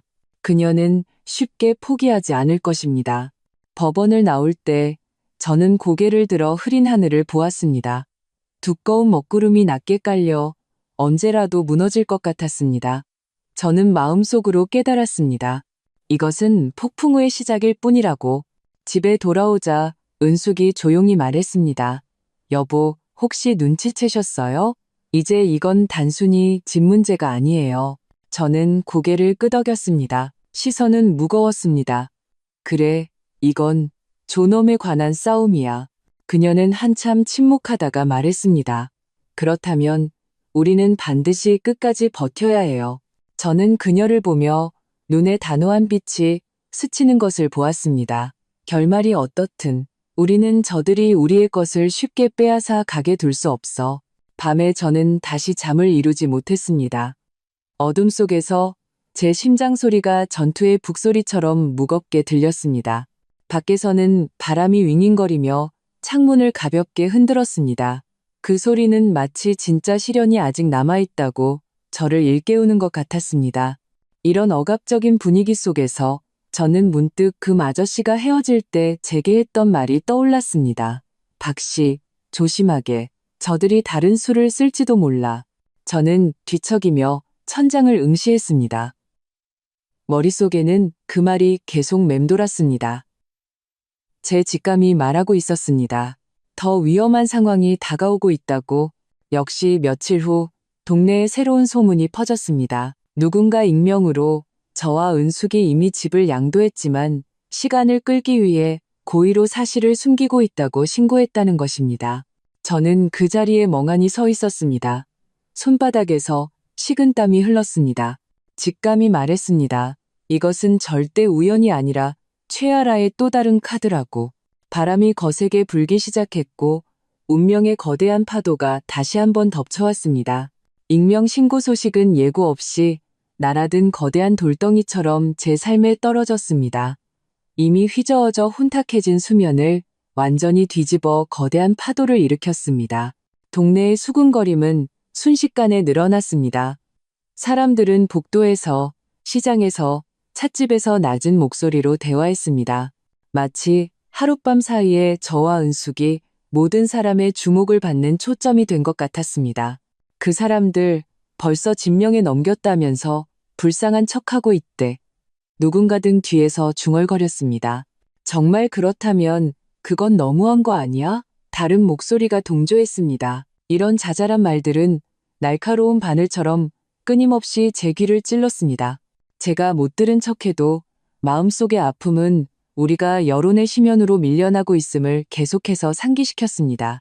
은숙은 저보다 더 민감했습니다. 그날 아침 그녀는 주방에서 따뜻한 죽 한 그릇을 들고 있었지만 손은 계속해서 떨렸습니다. 그릇이 흔들려 죽이 거의 넘칠 뻔했습니다. 그녀가 낮은 목소리로 말했습니다. 여보, 저들이 왜 우리에게 이런 누명을 씌우는 걸까요? 우린 정말 아무 짓도 안 했는데. 저는 손을 뻗어 그녀의 손을 잡고 조금이나마 힘을 전해주고 싶었습니다. 하지만 제 마음속의 공포는 그녀보다 더 깊었습니다. 우리가 하지 않은 일을 누군가는 증거를 만들어낼 수 있다는 것, 그것은 상대방의 준비가 우리가 상상했던 것보다 훨씬 치밀하다는 것을 의미했습니다. 오후에 저는 법원으로부터 통지를 받았습니다.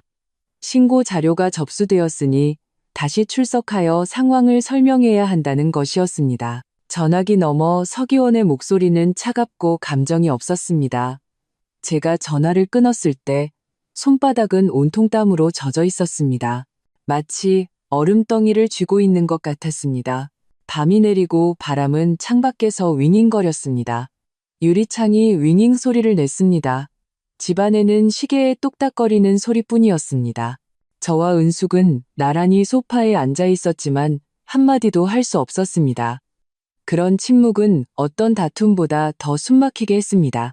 저는 창밖을 바라보며 문득 한 장면을 떠올렸습니다. 폭풍우 치는 바다 위에서 두 척의 작은 배가 파도에 흔들리며 언제라도 거대한 파도에 삼켜질 것 같은 모습. 우리는 바로 그 두 척의 작은 배였고 최아라는 폭풍 뒤에서 파도를 조종하는 사람이었습니다. 다음 날 재판에 저는 거의 배수진을 치는 심정으로 들어갔습니다. 법정 안의 공기는 무거웠고 모든 구석에 저기가 숨어 있는 것 같았습니다. 최아라는 맞은편에 앉아 여전히 그 혐오스러운 미소를 띠고 있었습니다. 그녀의 눈빛은 차가운 칼날처럼 이미 우리의 패배를 예견한 듯 했습니다. 서기원이 신고 자료를 낭독할 때 제 심장은 한 덩어리로 뭉쳐지는 것 같았습니다. 그 종이 위에는 소위 양도 계약서와 은행 거래 내역이 똑똑히 적혀 있었습니다.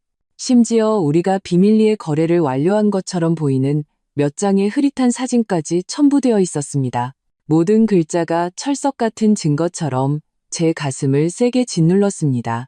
말도 안 돼. 저는 마침내 참지 못하고 벌떡 일어섰습니다. 목소리는 쉬어 있었습니다. 이건 전부 가짜입니다. 우리는 이런 계약서에 서명한 적이 없습니다.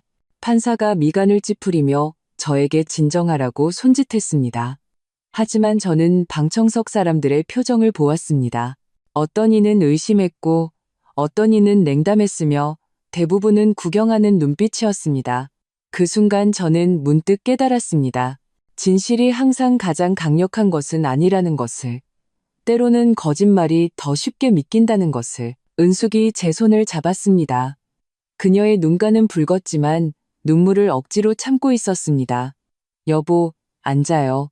그녀의 목소리는 가냘팠지만 마치 가느다란 실처럼 저를 벼랑 끝에서 끌어당겨 주었습니다. 우리 변호사가 일어나 냉정하게 신고 자료에 대한 사법 감정을 요청하며 이 문서들이 의심스러운 점이 많다고 강조했습니다. 하지만 저는 마음속으로 알고 있었습니다. 설령 가짜라 하더라도 그것이 나타난 것만으로도 우리의 처지를 더욱 어렵게 만들기에 충분하다는 것을. 휴정 시간에 저는 복도로 나왔습니다. 온몸이 끝없는 어둠 속으로 빠져드는 것 같았습니다. 박성민이 갑자기 제 앞에 나타났습니다. 그는 불안한 눈빛으로 낮은 목소리로 말했습니다. 아버지, 어머니, 저를 믿어주세요. 저는 이런 일에 가담하지 않았어요. 저는 그의 눈을 뚫어지게 쳐다보았습니다. 그 안에 반짝이는 빛은 변명 같기도 하고 두려움 같기도 했습니다. 입을 열어 따지고 싶었지만 말이 입가에 맴돌다 결국 무거운 한숨으로 변했습니다. 저는 알고 있었습니다. 그는 이미 최아라에게 코가 꿰어 설령 이 순간 진심으로 후회한다 해도 돌이킬 수 없다는 것을. 밤에 저는 뒤척이며 잠을 이루지 못했습니다. 바람이 창밖에 나뭇가지를 흔드는 소리가 제 무력함을 비웃는 것 같았습니다. 눈을 감았지만 그 수많은 가짜 문서들이 눈앞에서 아른거렸습니다. 그것들은 독사처럼 제 목을 감아 거의 숨을 쉴 수 없게 했습니다. 은숙이 조용히 제 어깨에 기댔습니다. 그녀가 속삭였습니다. 여보, 무슨 일이 일어나든 우리는 버텨야 해요. 설령 모든 사람이 우리를 의심하더라도 우리는 포기하면 안 돼요. 그녀의 목소리는 떨렸지만 제게는 오랜만에 느껴보는 힘이 되었습니다.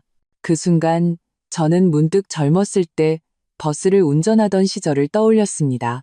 비바람이 아무리 거세도 저는 운전대를 굳게 잡고 버스를 안전하게 종점까지 몰아야 했습니다. 지금 이 인생이라는 긴 여정의 버스에서도 저는 흔들리지 말아야 했습니다. 며칠 후 새로운 상황이 발생했습니다. 동네 누군가가 익명으로 쪽지 한 장을 건네주었습니다. 글씨는 삐뚤빼뚤했습니다. 당신들 주변에 당신들을 파는 사람이 있으니 조심하시오. 저는 손가락을 살짝 떨며 그 글귀를 반복해서 보았습니다. 누구지? 누가 뒤에서 우리의 사소한 소식들을 최아라에게 전해주고 있는 거지? 제 머릿속에는 이웃들의 얼굴이 빠르게 스쳐 지나갔습니다. 금아저씨? 그럴 리 없어. 그는 법정에서 증언하며 이미 큰 위험을 감수했다. 진씨? 그는 평소에 친절했지만 남의 소식을 캐묻기를 좋아했다. 아니면 다른 사람? 의심은 독 안개처럼 마음속에서 천천히 퍼져나갔습니다. 저는 심지어 우리 친척들마저 이용당했을 가능성을 의심하기 시작했습니다. 그날 밤 저는 꿈을 꾸었습니다. 제가 황량한 들판에 서 있는데 사방은 칠흑 같고 멀리 희미한 등불 하나만 보였습니다. 저는 필사적으로 그 불빛을 향해 달려갔지만 발밑의 땅이 계속해서 갈라졌습니다. 끝이 보이지 않는 깊은 균열들이 마치 괴물의 입처럼 언제라도 저를 삼킬 듯 했습니다. 깨어났을 때 저는 온몸이 식은땀으로 젖어 있었습니다. 다음 날 저는 직접 나서기로 결심했습니다. 저는 예전에 시청에서 조사원으로 일했던 친한 옛 동료에게 연락했습니다. 저는 모든 의심과 상황을 그에게 말하고 익명신고 배우의 진실을 밝혀달라고 부탁했습니다. 그는 잠시 침묵하다가 고개를 끄덕였습니다. 진수 씨, 이 일은 보통 일이 아니오. 마음의 준비를 단단히 해야 할 거요. 진실은 당신이 상상하는 것보다 더 잔혹할 수 있어. 제 가슴이 쿵하고 내려앉았지만 물러서지 않았습니다. 무슨 일이 있어도 저는 누가 등 뒤에서 칼을 꽂았는지 알아야만 했습니다. 일주일 후 옛 동료가 초기 소식을 가져왔습니다. 그는 낮은 목소리로 제게 말했습니다. 익명신고 자료는 확실히 누군가 고의로 위조한 것이 맞소. 그리고 당신들 주변에 몰래 소식을 전하는 사람이 있는 것도 사실이요. 제 숨이 순간 멎었습니다. 손가락으로 책상 모서리를 꽉 쥐었습니다. 마치 나무를 부술듯이 은숙의 얼굴은 창백해졌고 몸을 가볍게 떨었습니다. 그녀는 목이 메어 물었습니다. 누구인가요? 옛 동료는 고개를 저었습니다. 아직 확신할 수는 없소. 하지만 한 이름이 반복해서 나타나더군. 박성민. 이 순간 공기는 텅 비어버린 것 같았습니다. 온 세상이 죽음과 같은 정적에 휩싸였습니다. 제 머릿속이 윙하고 터져나갔습니다. 마치 수천만 마리의 벌이 귓가에서 동시에 울리는 것 같았습니다. 저는 믿을 수 없었지만 또한 마주해야만 했습니다. 그는 제가 손수 키운 아들이었습니다. 제 입술은 떨렸지만 소리가 나오지 않았습니다. 은숙의 눈에서 눈물이 쏟아져 나왔습니다. 그녀는 중얼거렸습니다. 아닐 거야, 아닐 거야. 하지만 직감이 말해주었습니다. 폭풍의 중심은 바로 우리가 가장 가까이 여겼던 사람이라고. 저는 가슴이 날카로운 칼에 찔린 것처럼 숨을 쉴 수 없을 정도로 아팠습니다. 그날 밤 저는 창가에 앉아 칠흑 같은 하늘만 계속 바라보았습니다. 바람은 거세게 불었고 마치 더 큰 붕괴를 예고하는 것 같았습니다. 밤은 깊었고 창밖의 바람은 짐승의 낮은 울음소리처럼 울부짖었습니다. 저는 뜬 눈으로 밤을 새웠습니다. 옛 동료의 말은 쇠모처럼 제 머릿속에 박혀 있었습니다. 박성민, 그 이름이 반복해서 떠올랐고 생각할수록 가슴이 조여왔습니다. 마치 거대한 돌덩이가 가슴을 짓눌러 숨쉬기조차 어려운 것 같았습니다. 은숙은 침대 맡에서 조용히 흐느꼈습니다. 그녀는 계속해서 불가능해. 쟨 우리 아이잖아. 그런 짓을 할 리가 없어라고 중얼거렸습니다. 그녀의 목소리는 바람에 흔들리는 촛불처럼 위태로웠고 언제라도 꺼질 것 같았습니다. 저는 손을 뻗어 그녀를 안았지만 위로의 말 한마디도 할 수 없었습니다. 제 마음속 깊은 곳에서는 이미 의심의 그림자가 퍼져나갔기 때문입니다. 다음 날 아침 햇살이 커튼 틈으로 비쳐 들어왔습니다. 따스함은 조금의 평온도 가져다 주지 않았고 오히려 제 가슴을 뜨겁게 찔렀습니다. 집 안에는 억압적인 기운이 감돌았습니다. 마치 누군가 공기 중에 짙은 안개를 뿌려 앞길을 볼 수 없게 만든 것 같았습니다. 저는 마침내 결심했습니다. 박성민과 직접 마주하고 이야기해야겠다고.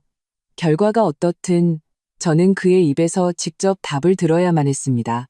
그날 오후 저는 성민을 강가의 오래된 찻집에서 만나자고 했습니다. 찻집 안은 한산했고 목재 테이블과 의자는 낡은 나무 냄새를 풍겼습니다. 공기 중에는 옅은 차향기가 섞여 있었습니다. 성민은 짙은 색 외투를 입고 있었고 다소 초췌해 보였습니다. 그의 눈빛은 흔들렸고 저를 똑바로 쳐다보지 못했습니다. 어머니는 같이 안 오셨어요? 그가 입을 열었을 때 목소리는 낮았지만 뚜렷한 불안감이 묻어 있었습니다. 저는 그를 응시했습니다. 가슴이 칼로 베이는 듯 아팠습니다. 성민아, 딱 한 가지만 묻겠다. 그 익명신고 너와 관련이 있느냐? 그는 몸을 움찔하더니 억지로 웃으며 말했습니다. 아버지, 어떻게 저를 의심하실 수 있어요? 저는 아버지 아들이잖아요. 그 순간 제 심장이 세차게 흔들렸습니다. 그래, 그는 내가 손수 키운 아들이다. 나와 은숙이 모든 심혈을 기울인 희망이다. 하지만 왜 그가 이 말을 할 때 그의 눈에서 보인 것은 당당함이 아니라 당황스러움이었을까요? 저는 찻잔을 꽉 쥐었습니다. 손끝은 얼음장처럼 차가웠습니다. 누군가 자료에서 내 이름이 나왔다고 하더구나. 성민아, 우리에게 솔직하게 말해다오. 대체 무슨 일이 있었던 거냐? 성민의 얼굴이 순간 창백해졌습니다. 그는 고개를 숙이고 테이블 아래에서 두 손을 불안하게 꼼지락거렸습니다. 저는 그의 급한 숨소리를 들을 수 있었습니다. 마치 새장 속에 갇힌 새가 출구를 찾지 못하고 계속해서 퍼덕이는 것 같았습니다. 오랜 침묵 끝에 그가 마침내 입을 열었습니다. 목소리는 쉬어 있었습니다. 아버지, 두 분을 해치려던 건 아니었어요. 하지만 정말 방법이 없었어요. 제 심장이 쿵하고 내려앉았습니다. 역시 그는 제가 생각했던 것보다 더 많은 것을 알고 있었습니다. 성민이 고개를 들었습니다. 그의 눈에는 눈물이 고여 있었습니다. 회사 자금이 끊기고 채권자들이 매일 찾아왔어요.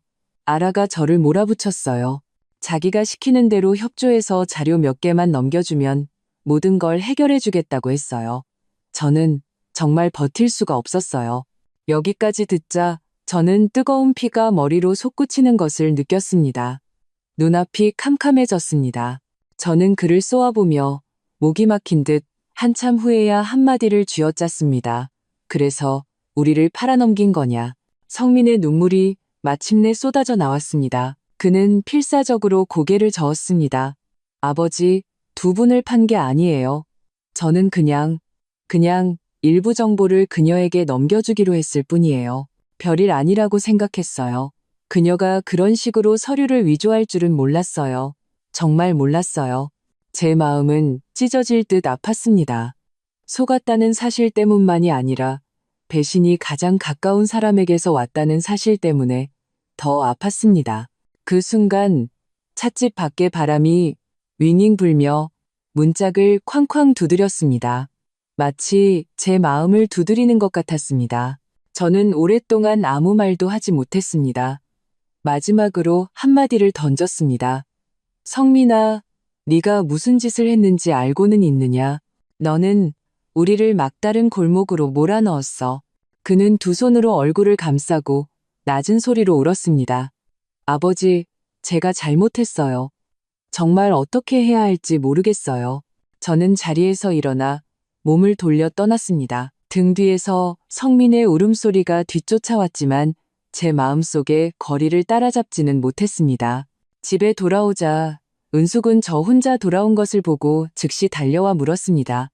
여보, 그 애가 뭐라고 하던가요? 저는 대답하지 않고 길게 한숨을 내쉬었습니다.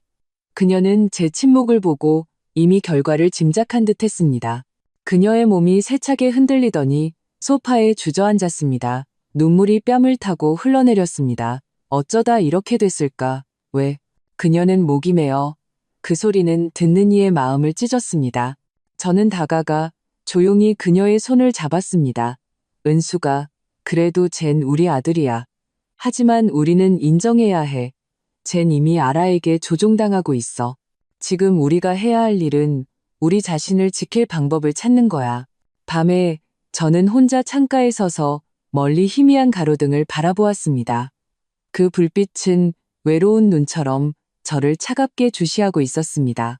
제 마음에 문득 한 가지 생각이 떠올랐습니다. 상대방이 수단과 방법을 가리지 않는다면 우리도 더 이상 수동적으로만 있을 수는 없다. 다음 날 저는 옛 동료를 찾아가 성민의 자백을 이야기했습니다. 옛 동료는 무겁게 한숨을 쉬었습니다. 진수 씨, 자네의 고통을 이해하네. 하지만 지금은 혈육의 정에 빠져 있을 때가 아니야. 자네들은 최대한 빨리 자료가 위조되었다는 증거를 수집해야 하네. 그렇지 않으면 모든 게 늦어.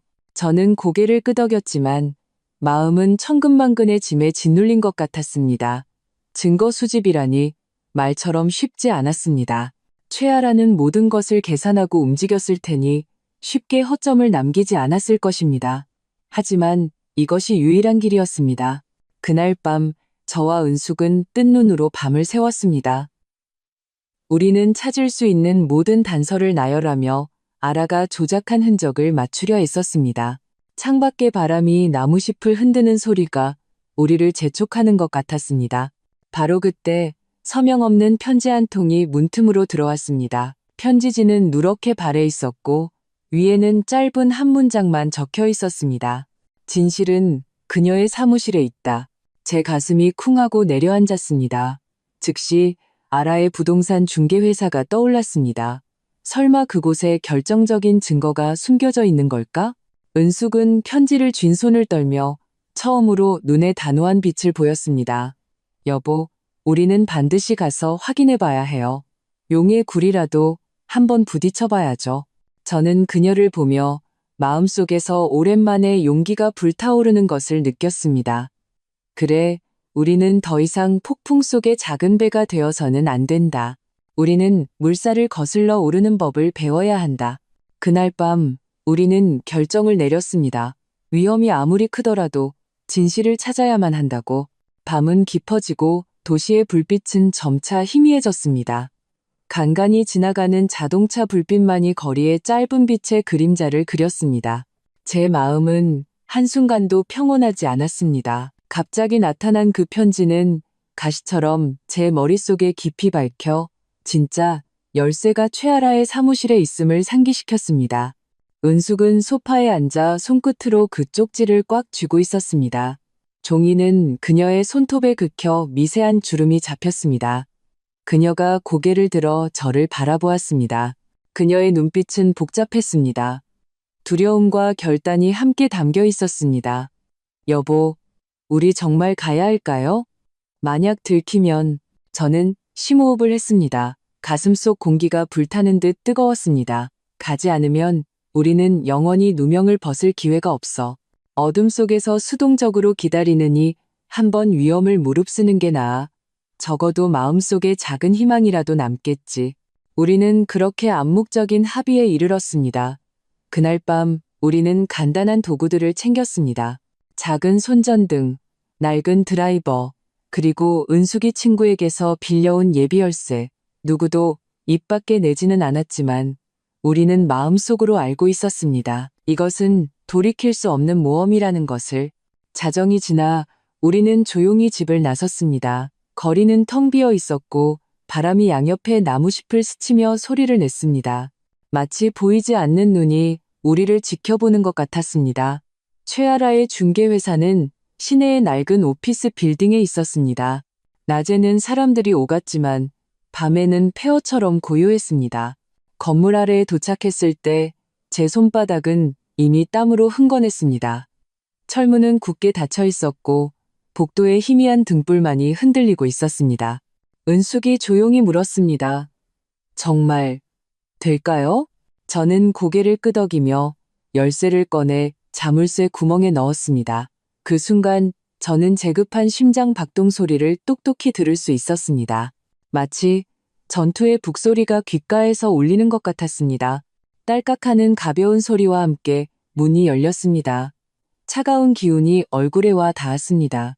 사무실 안은 칠흑 같았고 공기 중에는 옅은 소독약 냄새가 감돌았습니다. 저는 손전등을 들었습니다. 빗줄기가 벽을 스치자 줄지어 선 깔끔한 파일 캐비닛들이 드러났습니다. 마치 그 안의 비밀을 지키는 고요한 묘비들 같았습니다. 우리는 조심스럽게 안으로 들어갔습니다. 발걸음 소리가 텅 빈 공간에서 울려 퍼졌습니다. 모든 발걸음이 제 심장 위를 밟는 것처럼 무겁게 느껴졌습니다. 은숙이 속삭였습니다. 어디서부터 찾아야 할까요? 제 시선은 줄지어 선 캐비닛 위를 훑다가 가장 안쪽에 있는 잠긴 독립 사무실에 멈췄습니다.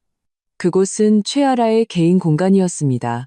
그녀는 평소에 누구도 함부로 들어오지 못하게 했습니다. 직감이 말해주었습니다. 답은 분명 저 안에 숨겨져 있다고. 우리는 그 문에 다가갔습니다. 문 잠금쇠는 바깥 것보다 훨씬 두꺼웠습니다. 저는 드라이버를 꺼내 열려고 시도했습니다. 금속이 마찰하는 소리가 밤에는 유난히 귀에 거슬렸습니다. 제 이마에서는 계속해서 땀방울이 맺혔습니다. 은숙은 옆에서 경계하며 주위를 살폈습니다. 마치 언제라도 누군가 문을 부수고 들어올 것 같았습니다. 마침내 맑은 소리와 함께 잠금쇠가 풀렸습니다. 문을 여는 순간 방 안에 차가운 공기가 덮쳐왔습니다. 이곳의 배치는 완전히 달랐습니다. 책상은 깔끔했고 구석에는 잘 가꿔진 화분 몇 개가 놓여 있었습니다. 벽에는 장식용 그림 몇 점이 걸려 있었습니다. 하지만 깔끔할수록 더 으스스하게 느껴졌습니다. 저는 재빨리 서랍을 열었습니다. 수많은 서류들이 손에 잡혔습니다. 대부분은 부동산 계약서와 고객 자료로 겉보기에는 정상적이었습니다. 하지만 가장 아래쪽 서류철에서 저는 유난히 두꺼운 자료 뭉치를 발견했습니다. 위에는 기밀이라는 두 글자가 적혀 있었습니다. 제 심장이 쿵하고 내려앉았습니다. 손이 통제할 수 없이 떨렸습니다. 첫 페이지를 넘기자 놀랍게도 우리 집에 소유권 이전 계획서가 있었습니다. 서명란에는 제 이름과 은숙의 이름이 적혀 있었습니다. 하지만 필체는 명백히 위조된 것이었습니다. 모든 획이 칼자국처럼 제 눈을 깊이 베었습니다. 여보, 이게 바로 증거예요. 은숙의 목소리가 떨렸고 눈에는 눈물이 고였습니다. 저는 계속해서 넘겨보았습니다. 더 많은 위조 문서들이 차례로 나타났습니다. 그 중에는 심지어 박성민의 이름까지 관련되어 있었습니다. 마치 그는 처음부터 장기말로 배치되어 있었던 것 같았습니다. 제 가슴이 세차게 오르내렸습니다. 증오와 슬픔이 뒤섞여 저를 거의 찢어놓을 것 같았습니다. 갑자기 복도에서 발걸음 소리가 들려왔습니다. 또렷하고 급한 소리가 고요한 밤에 유난히 소름 끼쳤습니다. 은숙의 얼굴이 순간 창백해졌습니다. 그녀가 급히 말했습니다. 누가 왔어요? 저는 즉시 서류를 덮었습니다. 심장이 북처럼 울렸습니다. 우리는 손전등을 끄고 숨을 죽인 채 캐비닛 뒤로 숨었습니다. 어둠 속에서 발걸음 소리는 점점 가까워졌습니다. 마치 짐승이 먹잇감에 다가오는 것 같았습니다. 문이 열리고 미약한 빗줄기가 들어왔습니다. 한 여자의 모습이 문 앞에 나타났습니다. 그녀는 들어오면서 가볍게 콧노래를 흥얼거렸습니다. 바로 최아라였습니다. 그녀는 손에 작은 가방을 들고 능숙하게 책상 앞으로 걸어가 무언가를 찾는 듯 했습니다. 저와 은숙은 숨소리조차 내지 못하고 벽에 바싹 붙어 있었습니다. 제 손끝은 그 증거 서류를 꽉 쥐고 있었습니다. 마치 이것이 유일한 구명줄인 것처럼 최아라는 잠시 뒤지더니 갑자기 동작을 멈추고 날카로운 눈빛으로 주위를 훑었습니다. 그 순간 저는 그녀가 우리를 발견했다고 거의 확신했습니다. 심장이 조여왔고 식은땀이 등을 타고 흘러내렸습니다. 다행히 그녀는 더 깊이 살피지 않고 물건을 챙겨 조용히 문을 닫고 떠났습니다. 발걸음 소리가 점차 멀어지고 나서야 저는 참았던 숨을 내쉴 수 있었습니다. 은숙이 떨리는 목소리로 말했습니다. 여보, 우리 빨리 가야 해요. 더 이상 있으면 안 돼요. 저는 고개를 끄덕이며 그 서류 뭉치를 꽉 쥐었습니다. 우리는 조심스럽게 나와 문을 잠그고 서둘러 건물을 빠져나왔습니다. 거리에 나왔을 때 밤바람이 얼굴에 와닿았습니다. 뼛속까지 시리도록 차가웠습니다. 하지만 제 마음속 깊은 곳에서는 오랜만에 희망의 불씨가 솟아올랐습니다. 집에 돌아와 우리는 서류를 책상 위에 펼쳐놓았습니다. 필체, 도장, 계약 조항, 모든 것이 똑똑히 드러나 있었습니다. 은숙은 감격에 겨워 눈물을 흘렸습니다. 이게 바로 우리가 필요했던 증거예요. 이것만 있으면 우리가 모든 걸 증명할 수 있어요. 그러나 제 마음은 완전히 편안해지지 않았습니다. 이 서류에는 위조의 진실뿐만 아니라 더 거대한 이익 관계망이 연루되어 있었기 때문입니다. 그 이름들, 그 숫자들은 거대한 거미줄 같았고 우리는 그중 가장 취약한 먹잇감에 불과했습니다. 저는 조용히 서류를 덮으며 낮은 목소리로 말했습니다. 이것만으로는 아직 부족해. 더 확실한 것을 찾아야만 해. 그렇지 않으면 그녀가 쉽게 우리를 역공할 거야. 은숙이 눈물 젖은 눈을 들었습니다. 그럼 우리는 어떻게 해야 해요? 저는 창밖을 바라보았습니다. 밤은 깊고 멀리 불빛이 희미하게 보였습니다. 제 마음속에 점차 한 가지 생각이 떠올랐습니다. 누군가 위험을 무릅쓰고 우리에게 그 편지를 보냈다면 어쩌면 아직도 뒤에서 우리를 돕는 사람이 있을지도 모른다. 저는 조용히 말했습니다. 우리는 그 익명의 사람을 찾아야 해. 그 사람이야말로 진짜 열쇠야. 다음 날 아침 하늘은 여전히 잿빛이었습니다. 마치 밤의 그림자가 완전히 걷히지 않은 것 같았습니다. 저는 창가에 서서 이미 식어버린 차 한 잔을 손에 들고 있었지만 마음은 먼 곳을 헤매고 있었습니다. 책상 위에 놓인 그 두꺼운 서류 뭉치는 조용히 놓여 있었습니다. 마치 언제 터질지 모르는 폭탄처럼 방 전체를 긴장감으로 가득 채우고 있었습니다. 은숙이 제 곁으로 다가와 조용히 말했습니다. 여보, 뜬 눈으로 밤을 새웠죠? 저는 쓴웃음을 지으며 여전히 창밖을 응시했습니다. 잠을 잘 수가 있어야지. 생각할수록 일이 겉으로 보이는 것만큼 간단하지가 않아. 이 계약서에 나오는 이름들이 너무 많아. 관련된 인맥이 우리가 상상했던 것보다 훨씬 복잡해. 우리는 대체 누가 뒤에서 이 모든 걸 조종하고 있는지 알아내야만 해. 그녀는 고개를 끄덕였습니다. 눈에는 단호한 빛이 스쳤습니다. 그 익명의 편지를 보낸 사람은 분명 더 많은 것을 알고 있을 거예요. 그가 위험을 무릅쓰고 단서를 보내왔다는 건 우리가 진실을 밝히길 바란다는 뜻이겠죠? 우리는 그를 찾아야 해요. 하지만 어떻게 찾을까? 저는 그 편지를 반복해서 살펴보았습니다. 글씨는 일부러 흘려 쓴 것이라 남자인지 여자인지 알 수 없었습니다. 종이는 평범했고 잉크에서도 특별한 냄새가 나지 않았습니다. 유일하게 단서라고 할 만한 것은 종이에 희미하게 찍힌 작은 글자 한 줄이었습니다. 저녁 바람 책방. 제 가슴이 쿵하고 내려앉았습니다. 그곳은 구시가지 골목에 위치한 작은 서점이었습니다. 20년 넘게 그 자리를 지켜온 곳이었죠. 저도 젊었을 때 가끔 헌책을 사러 갔던 곳이라 주인에 대한 기억이 어렴풋이 남아 있었습니다. 어쩌면 이것이 단서일지도 모른다. 제가 낮은 목소리로 말했습니다. 저녁 무렵 저와 은숙은 구시가지에 도착했습니다. 거리는 좁았고 양옆의 건물들은 낡아 보였습니다. 세월이 벽에 얼룩덜룩한 흔적을 남기고 있었습니다. 책방문에는 빛바랜 간판이 걸려 있었고 불빛은 희미하여 언제라도 꺼질 것 같았습니다. 문을 열자 헌책 특유의 퀴퀴한 향기가 코를 찔렀습니다. 나무 책장이 줄지어 서 있었고 책들은 어지럽게 쌓여 있었지만 묵직한 고요함이 느껴졌습니다. 계산대 뒤에는 백발의 노인이 앉아 돋보기를 쓰고 누렇게 바랜 책을 읽고 있었습니다. 그가 고개를 들어 저를 보았습니다. 그의 시선은 평온했지만 무언가 탐색하는 듯한 기색이 엿보였습니다. 책 찾으러 오셨소? 저는 고개를 끄덕이며 목소리를 낮췄습니다. 어떤 분이 이곳에 오면 답을 찾을 수 있다고 해서 왔습니다.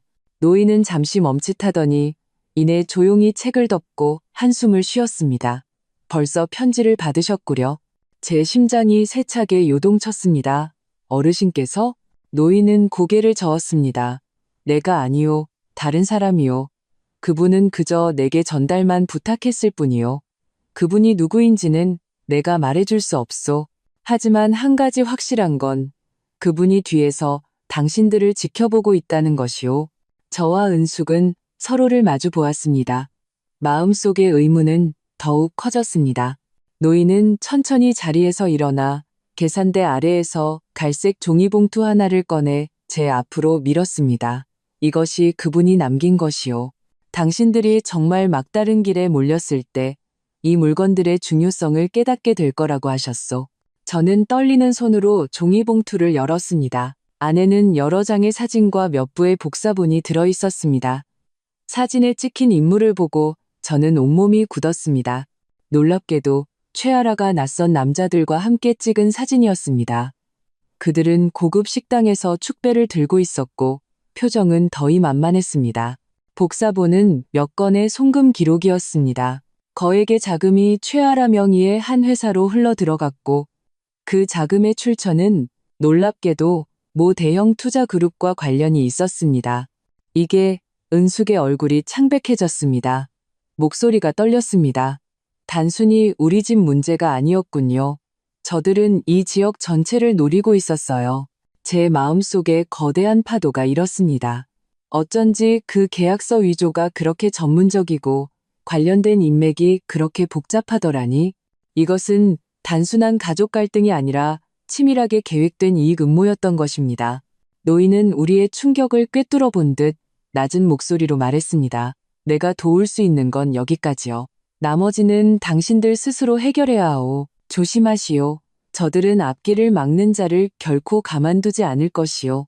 책방을 나왔을 때 밤바람이 얼굴을 스쳤습니다. 한기가 뼛속까지 스며들었습니다. 거리의 불빛은 희미했고 마치 우리를 더 깊은 어둠 속으로 밀어넣는 것 같았습니다. 은숙이 제 손을 꽉 잡았습니다. 그녀의 눈빛에는 두려움과 함께 불타는 결의가 담겨 있었습니다. 여보, 우리는 더 이상 물러설 수 없어요. 그녀는 이를 악물었습니다. 우리가 저들을 밝혀내야 해요. 그렇지 않으면 모든 사람이 위험에 빠질 거예요. 저는 고개를 끄덕였습니다. 마음속으로 이미 결정을 내렸습니다. 며칠 후 우리는 그 서류와 사진들을 반 변호사에게 가져갔습니다. 그는 서류를 다 본 후 오랫동안 침묵했고 표정은 굳어 있었습니다. 이 증거들은 최아라 씨에게 심각한 위법 혐의가 있음을 증명하기에 충분합니다. 하지만 문제는 이 배후의 그룹 세력이 막강하다는 것입니다. 우리가 섣불리 제출했다가는 역공을 당하거나 심지어 법정에서 쉽게 억눌릴 가능성이 높습니다. 저는 다급하게 물었습니다. 그럼 우리는 어떻게 해야 합니까? 저들이 계속해서 약탈하는 것을 그냥 지켜만 봐야 합니까? 반 변호사는 잠시 생각에 잠기더니 눈에 한 줄기 빛이 스쳤습니다. 내부 고발자를 증인으로 확보하지 않는 한, 그 말은 천둥처럼 제 마음에 내리꽂혔습니다. 내부 고발자라니. 바로 그때 제 휴대폰이 갑자기 울렸습니다. 모르는 번호였습니다. 잠시 망설이다가 전화를 받자 귓가에 낮은 목소리가 들려왔습니다. 더 많은 진실을 원한다면 오늘 밤 10시 남항 부두 창고로 오시오. 저는 온몸이 굳었습니다. 은숙의 긴장된 시선을 느끼며 마음속이 복잡해졌습니다. 전화를 건 사람은 누구일까? 그 익명의 사람일까? 아니면 함정을 파놓은 사람일까? 밤은 점점 무거워지고 공기 중에는 폭풍 오전의 억압적인 기운이 감돌았습니다. 저는 더 큰 대결이 조용히 다가오고 있음을 똑똑히 느낄 수 있었습니다. 밤이 서서히 내리고 도시의 불빛은 멀리서 반짝였습니다. 마치 수많은 차가운 눈들이 저를 지켜보는 것 같았습니다. 바람이 길모퉁이를 스치며 먼지와 낙엽을 일으켜 제 얼굴을 때렸습니다. 뼛속까지 시린 한기가 느껴졌습니다. 휴대폰 속의 그 낮은 목소리는 여전히 귓가에 맴돌았습니다.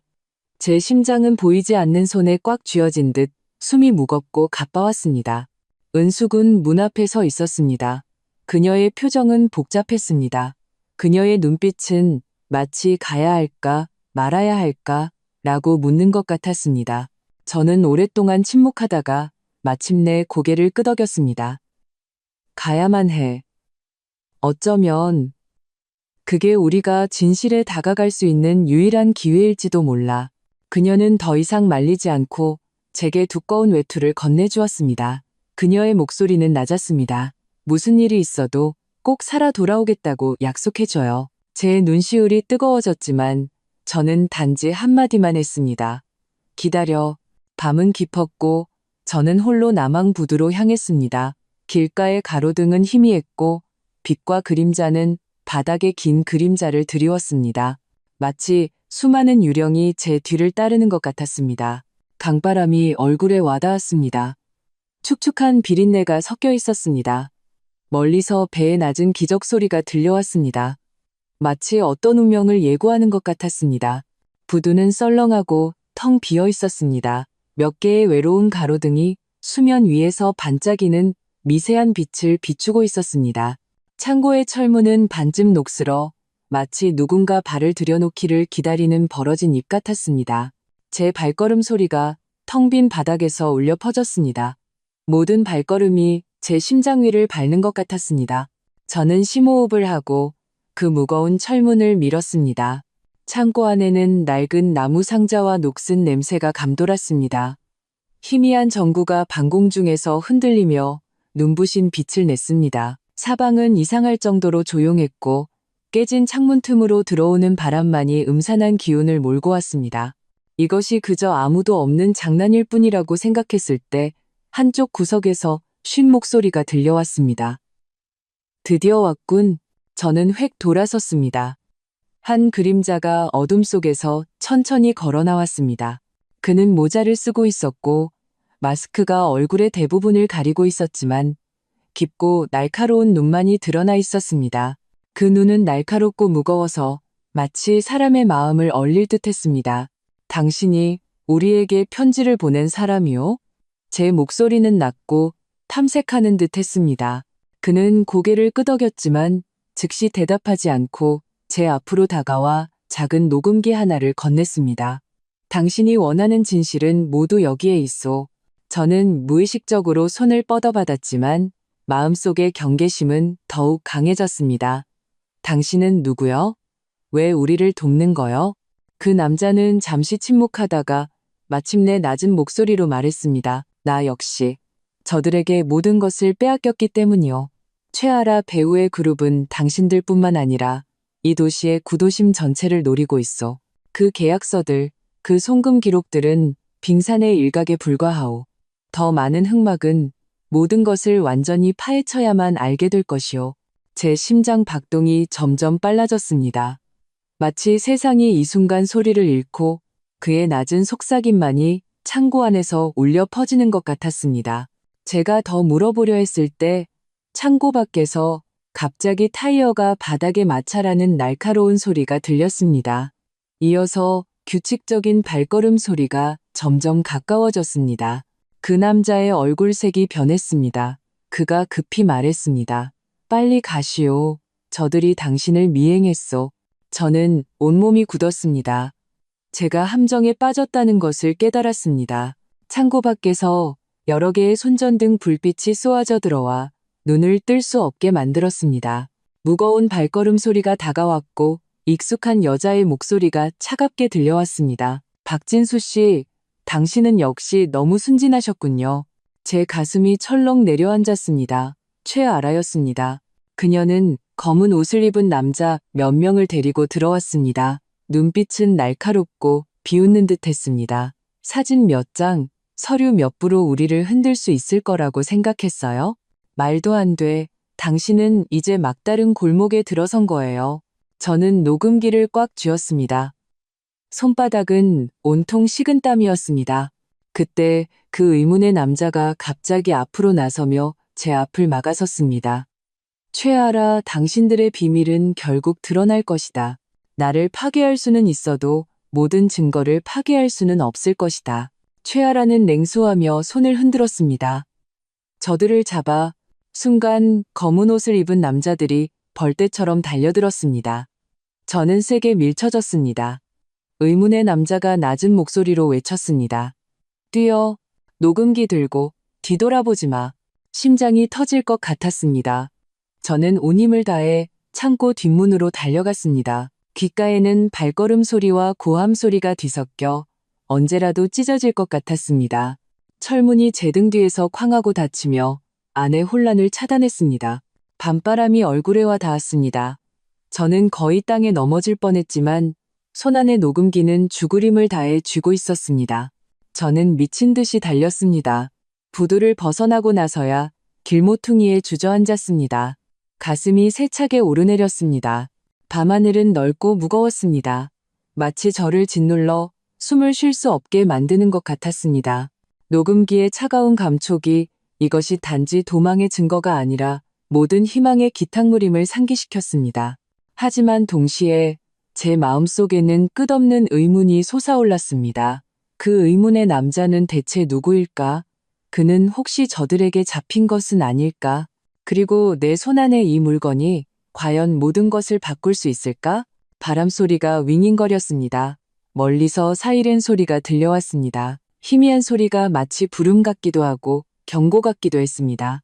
저는 천천히 자리에서 일어나 밤의 깊은 곳을 바라보았습니다. 눈빛이 점차 단호해졌습니다. 이 싸움은 더 이상 집을 위한 것이 아니다. 진실을 위한 것이고 살아남기 위한 존엄을 위한 것이다. 밤은 깊었고 나망에 거리는 네온 사인 아래 차가운 빛으로 반짝였습니다. 제 손은 여전히 미세하게 떨렸고 녹음기는 손바닥에 꽉 쥐어져 있었습니다. 마치 뜨거운 쇠붙이처럼 제 심장을 빠르게 뛰게 했습니다. 강바람이 불어와 축축하고 녹슨 냄새를 실어왔습니다.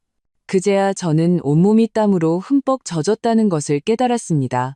저는 비틀거리며 집으로 돌아왔습니다. 은숙은 이미 문 앞에서 기다리고 있었습니다. 제가 엉망인 모습으로 들어서는 것을 보고 그녀의 눈은 즉시 눈물로 가득 찼지만 울음을 터뜨리지는 않았습니다. 그저 다급하게 물었습니다. 괜찮아요? 저는 힘들게 고개를 끄덕이며 녹음기를 책상 위에 놓았습니다. 물건은 가져왔어. 하지만 상황이 생각보다 더 복잡해. 그녀는 떨리는 손으로 그 작은 검은색 물체를 만졌습니다. 마치 언제 터질지 모르는 뇌관을 만지는 것 같았습니다. 공기는 잠시 굳어졌습니다. 우리 중 누구도 입을 열지 않았습니다. 거실에는 시계의 똑딱거리는 소리만 크게 울렸습니다. 제가 마침내 침묵을 깼습니다.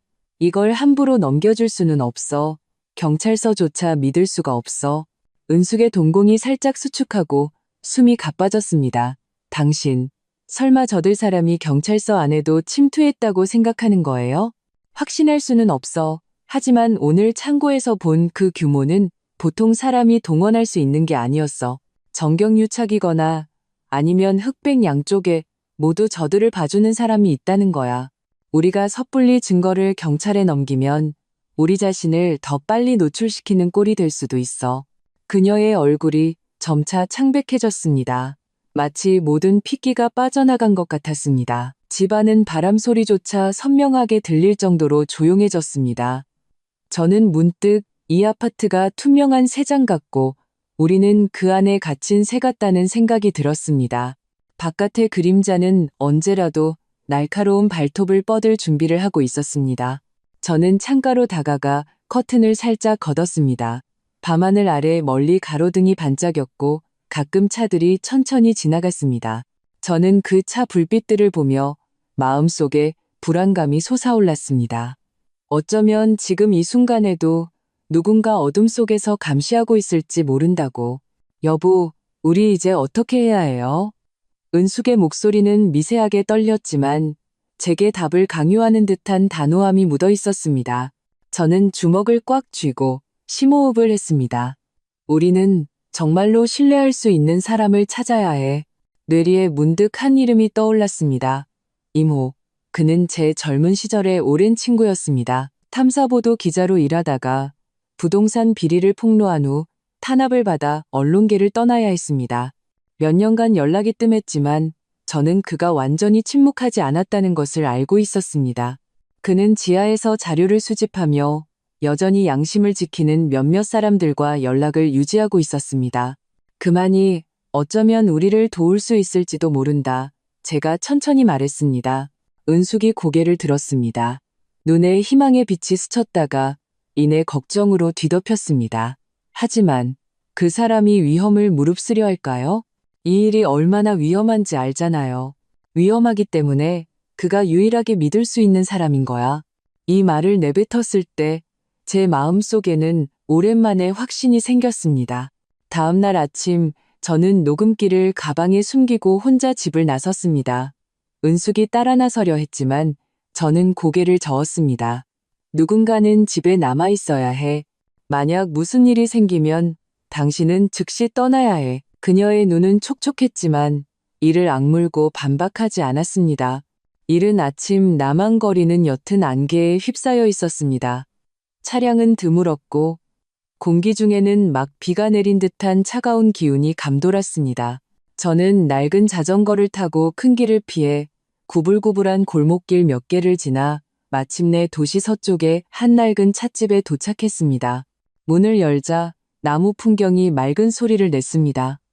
찻집 안에는 노인 몇 분이 낮은 목소리로 담소를 나누고 있었고 공기 중에는 차 향기가 감돌았습니다. 저는 구석자리를 골라 앉았습니다. 얼마 지나지 않아 중년의 남자가 다가왔습니다. 그의 머리는 이미 희끗희끗했지만 눈빛은 여전히 날카로웠습니다. 그 순간 저는 마치 20여 년 전 신문사 편집실에서 원고에 몰두하던 그의 모습을 보는 것 같았습니다. 이모, 제가 낮은 목소리로 그를 불렀습니다. 그는 멈칫하더니 이내 희미하게 웃었습니다. 진수 씨, 오랜만이구려. 시간이 이 순간 가느다란 실처럼 압축된 것 같았습니다. 모든 과거의 그림자가 덮쳐왔습니다. 저는 목소리를 낮춰 녹음기를 그에게 밀었습니다. 이건 내가 목숨을 걸고 가져온 물건이네. 안에 저들을 뒤흔들 만한 증거가 있을지도 몰라. 이모는 저를 응시했습니다. 그의 눈빛에는 놀라움과 의심이 섞여 있었습니다. 그는 잠시 침묵하다가 천천히 재생 버튼을 눌렀습니다. 창고한 그 의문의 남자의 목소리가 조용한 찻집 안에 울려 퍼졌습니다. 낮고 급한 목소리가 마치 다른 세상에서 온 외침 같았습니다. 내용이 조금씩 펼쳐지면서 이모의 얼굴은 점차 굳어갔습니다. 그의 미간은 굳게 닫혔습니다. 그가 눈을 들어 저를 보았습니다. 진수 씨, 당신 지금 어떤 폭풍에 휘말렸는지 알고는 있소? 이건 한두 가족이나 한 회사의 문제가 아니오. 이건 뿌리 깊게 얽힌 거대한 그물이오. 배후에는 어쩌면 이 도시 전체의 이익을 움직이는 사람이 있을지도 모르오. 알고 있네. 저는 이를 악물었습니다. 목소리가 쉬었습니다. 하지만 물러설 수 없어. 그건 내 집이고 내 존엄이니까. 이모는 오랫동안 저를 조용히 쳐다보다가 마침내 한숨을 쉬었습니다. 당신은 예나 지금이나 똑같구려. 한번 결정하면 돌아보지 않으니. 그는 찻잔을 들어올리며 마치 모든 단어를 고르는 듯 말했습니다. 증거는 내게 맡기시오. 아직 버티고 있는 친구 몇 명에게 연락해서 이 자료들을 밖으로 내보내겠소. 하지만 당신은 분명히 알아야 하오. 일단 시작되면 당신과 부인은 다시는 평온한 삶으로 돌아갈 수 없을 것이오. 저는 오랫동안 침묵했습니다. 손가락으로 책상을 두드렸습니다. 마치 제 자신에게 마지막 판결을 내리는 것 같았습니다. 마침내 저는 고개를 끄덕였습니다. 이모는 녹음기를 조심스럽게 챙겼습니다. 그의 표정은 진지했고 마치 언제 터질지 모르는 폭탄을 든 것 같았습니다. 그가 목소리를 낮췄습니다. 오늘 밤 당신들 아파트로 돌아가지 마시오. 그곳은 아마 저들의 감시하에 있을 가능성이 높소. 내 친구의 옛집으로 가시오. 거긴 안전가옥이오. 내가 사람을 보내 안내하게 하겠소. 제 가슴이 쿵하고 내려앉았습니다. 숨이 멎었습니다. 역시 모든 것이 더 이상 안전하지 않았습니다. 찻집을 나올 때 저는 문득 거리의 모든 행인이 잠복한 감시원일지도 모른다는 생각이 들었습니다. 그 주시당하는 느낌에 소름이 돋았습니다. 집에 돌아와 저는 즉시 상황을 은숙에게 알렸습니다. 그녀의 얼굴은 창백했지만 그래도 고개를 끄덕였습니다. 그럼 가요.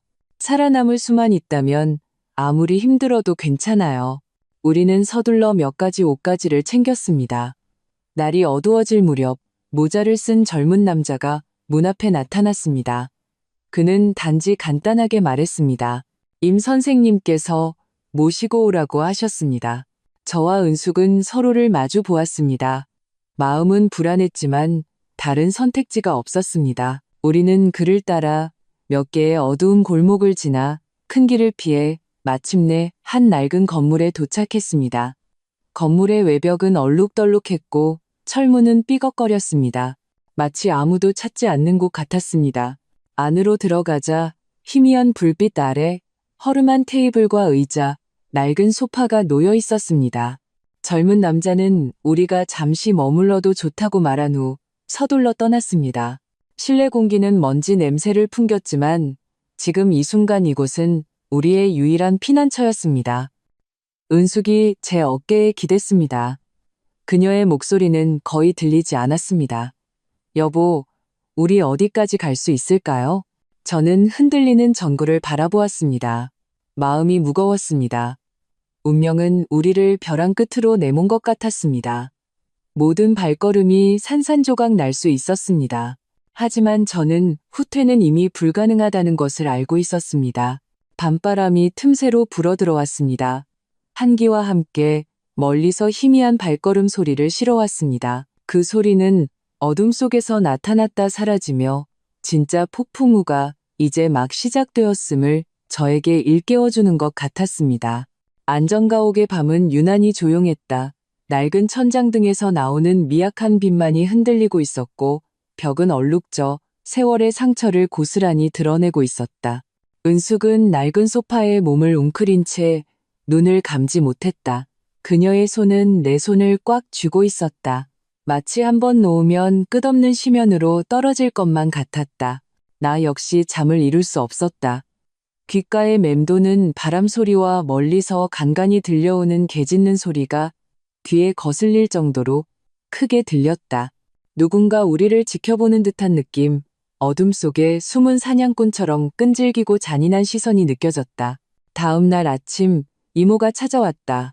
그의 표정은 엄숙했고 눈가에는 핏발이 서 있었다. 밤을 꼬박 세운 모습이었다. 그는 서류한 뭉치를 테이블 위에 무겁게 내려놓았다. 녹음기에 언급된 부분은 일부 확인했소. 하지만 저들을 완전히 무너뜨리려면 제대로 된 폭로가 한 번 필요하오. 언론은 이미 준비됐소. 우리가 원한다면 즉시 대회에 공표할 수 있소. 은숙은 그 말에 눈을 빛냈지만 이내 걱정스러운 표정으로 바뀌었다. 저들이 가만히 있지 않을 거예요. 만약 정말 공개되면 여보, 우리 살아남을 수 있을까요? 나는 그녀를 응시했다. 가슴이 불타는 듯했다. 우리가 여기까지 온 이상 이미 돌아갈 길은 없어. 오랜 침묵 끝에 나는 고개를 끄덕였다. 결과가 어떻든 올 것은 와야지. 적어도 이 어둠이 더 많은 사람들을 집어삼키게 둘 수는 없어. 이모의 눈에 찬사의 빛이 스쳤지만 이내 목소리를 낮췄다. 오늘 밤 저들은 내가 뒤에서 움직이고 있다는 걸 의심하기 시작했소. 내 인맥을 감시하고 심지어 내 주변 사람을 매수하려 하고 있소. 시간을 서둘러야 하오. 그는 내 손에 쪽지 한 장을 쥐어주었다. 임시로 마련된 생방송 장소였다. 모든 것이 순조롭다면 오늘 밤 진실을 온 도시에 알릴 수 있을 것이었다. 다시 밤이 내렸을 때 공기 중에는 폭풍우 전의 억압적인 분위기가 감돌았다. 나와 은숙은 이모를 따라 구불구불한 골목을 지나 눈에 띄지 않는 한 창고에 도착했다. 안에는 이미 카메라와 조명이 설치되어 있었고 여전히 직업윤리를 지키는 몇몇 기자들이 낮은 목소리로 대화를 나누고 있었다. 그 광경을 보자 내 마음속에서 오랜만에 힘이 솟아나는 것을 느꼈다. 그렇다. 우리는 혼자가 아니었다. 여전히 기꺼이 나서주는 사람들이 있었다. 생방송 시작 전 이모가 내 곁으로 다가와 진지하게 물었다. 진수 씨, 준비됐소? 한번 입 밖에 내면 다시는 돌이킬 길이 없소. 나는 깊은 숨을 들이쉬고 카메라 렌즈에 그 차가운 눈을 바라보았다. 준비됐네? 빨간 불이 켜지는 순간 내 목소리는 렌즈를 통해 수많은 화면으로 퍼져나갔다. 나는 우리의 이야기를 털어놓았다. 평범했던 한 가정에서부터 음모에 잠식당하기까지의 과정, 위조된 계약서부터 익명의 제보까지 모든 세부 사항을 칼로 도려내듯 밝혔다. 과장도 감상도 없이 그저 담담하게 서술했지만 듣는 이들은 그 안에 담긴 피와 눈물의 무게를 느낄 수 있었다. 은숙은 내 곁에 앉아 조용히 눈물을 흘렸지만 끝까지 말을 끊지 않았다. 생방송에서 녹음기 속 목소리가 울려 퍼졌을 때 화면 앞의 사람들은 침묵했다. 그 낮은 고백, 그 선명한 증거가 숨겨진 모든 흑막을 드러냈다. 그러나 생방송이 끝나기도 전에 창고 밖에서 갑자기 급한 발걸음 소리와 날카로운 브레이크 소리가 들렸다. 누군가 외쳤다. 저들이 왔습니다. 기자들은 황급히 장비를 챙겼고 이모는 침착하게 지시했다. 빨리 데이터를 클라우드에 업로드해. 일단 전송되면 저들도 더 이상 지울 수 없어. 나는 은숙의 손을 꽉 쥐었다. 심장 소리가 모든 것을 압도했다. 창고의 철문이 세게 부딪혔고 밖에 고함 소리가 천둥처럼 터져 나왔다. 철문이 부서지기 직전 컴퓨터에서 전송 성공을 알리는 알림음이 선명하게 울렸다. 업로드 완료. 이모는 안도의 한숨을 내쉬며 단호한 눈빛으로 말했다. 진실은 이미 퍼져나갔소. 다음 순간 철문이 쾅 소리를 내며 무너졌고 검은 옷을 입은 사내들이 쏟아져 들어왔다. 혼란 속에서 나는 거칠게 밀려 넘어졌다. 귓가에는 날카로운 외침과 소란스러운 발걸음 소리가 맴돌았다. 누군가 내 옷깃을 잡았지만 이모가 달려들어 막아섰다. 기자들은 필사적으로 장비를 보호했고 피를 흘리면서도 마지막 희망을 지키려 애썼다. 혼란은 폭풍처럼 휩쓸었지만 내 마음속에는 전례 없는 평온이 찾아왔다. 나는 알았다. 우리는 이미 이겼다는 것을. 진실은 더 이상 비밀이 아니었다. 며칠 후 남항의 언론은 거대한 파문을 일으켰다. 최아라 배우의 그룹은 전면 조사를 받게 되었고 수많은 숨겨진 흑막이 수면 위로 떠올랐다. 사람들은 처음으로 그 화려한 미소 뒤에 어떤 탐욕과 냉혈함이 숨어 있었는지 알게 되었다. 법원의 최종 판결은 아직 나오지 않았지만 나는 더 이상 결과에 신경 쓰지 않았다. 나는 이 싸움이 단지 집을 위한 것이 아니라 더 많은 사람들에게 어둠이 영원히 진실을 가릴 수 없다는 것을 알리기 위함이었음을 알았기 때문이다. 집은 여전히 초라했고 안전가옥의 전구는 여전히 흔들렸다. 하지만 은숙이 내 어깨에 기댔을 때 나는 문득 이것이 우리의 가장 진실된 안식처라는 것을 느꼈다. 호화로운 집도 안정된 생활도 없었지만 서로를 지키는 용기가 있었다. 박성민도 이 폭풍 속에서 마침내 정신을 차렸다. 그는 눈물을 흘리며 우리 앞에 무릎을 꿇고 목이 메어 말했다. 아버지, 어머니, 죄송합니다. 제가 잘못했어요. 나는 그를 보았다. 마음속의 상처는 여전히 아팠지만 눈가에서 눈물 한 방울이 흘러내렸다. 혈육의 정은 배신으로 완전히 사라지지 않았다. 그는 바람에 꺾인 나무처럼 비록 상처투성이지만 여전히 다시 자라나려 노력할 것이다. 밤에 나는 창문을 열었다. 바람이 부드럽게 불어들어왔다. 서늘함과 함께 한 줄기 신선함도 섞여 있었다. 멀리 하늘의 구름이 마침내 걷히고 희미한 별빛 한 줄기가 비쳐나왔다. 나는 문득 깨달았다. 이 길을 걸어오면서 우리는 많은 것을 잃었지만 가장 소중한 것을 지켜냈다는 것을. 신념과 존엄. 인생은 거친 파도가 치는 긴 강과 같다. 하지만 마음속에 빛이 있다면 어둠은 결국 밝혀질 것이다. 나는 은숙에게 조용히 말했다. 우리 집으로 돌아갑시다. 그녀가 고개를 들었다. 그녀의 눈에는 눈물과 미소가 함께 반짝였다. 이 순간 나는 비로소 진정한 평온을 느꼈다.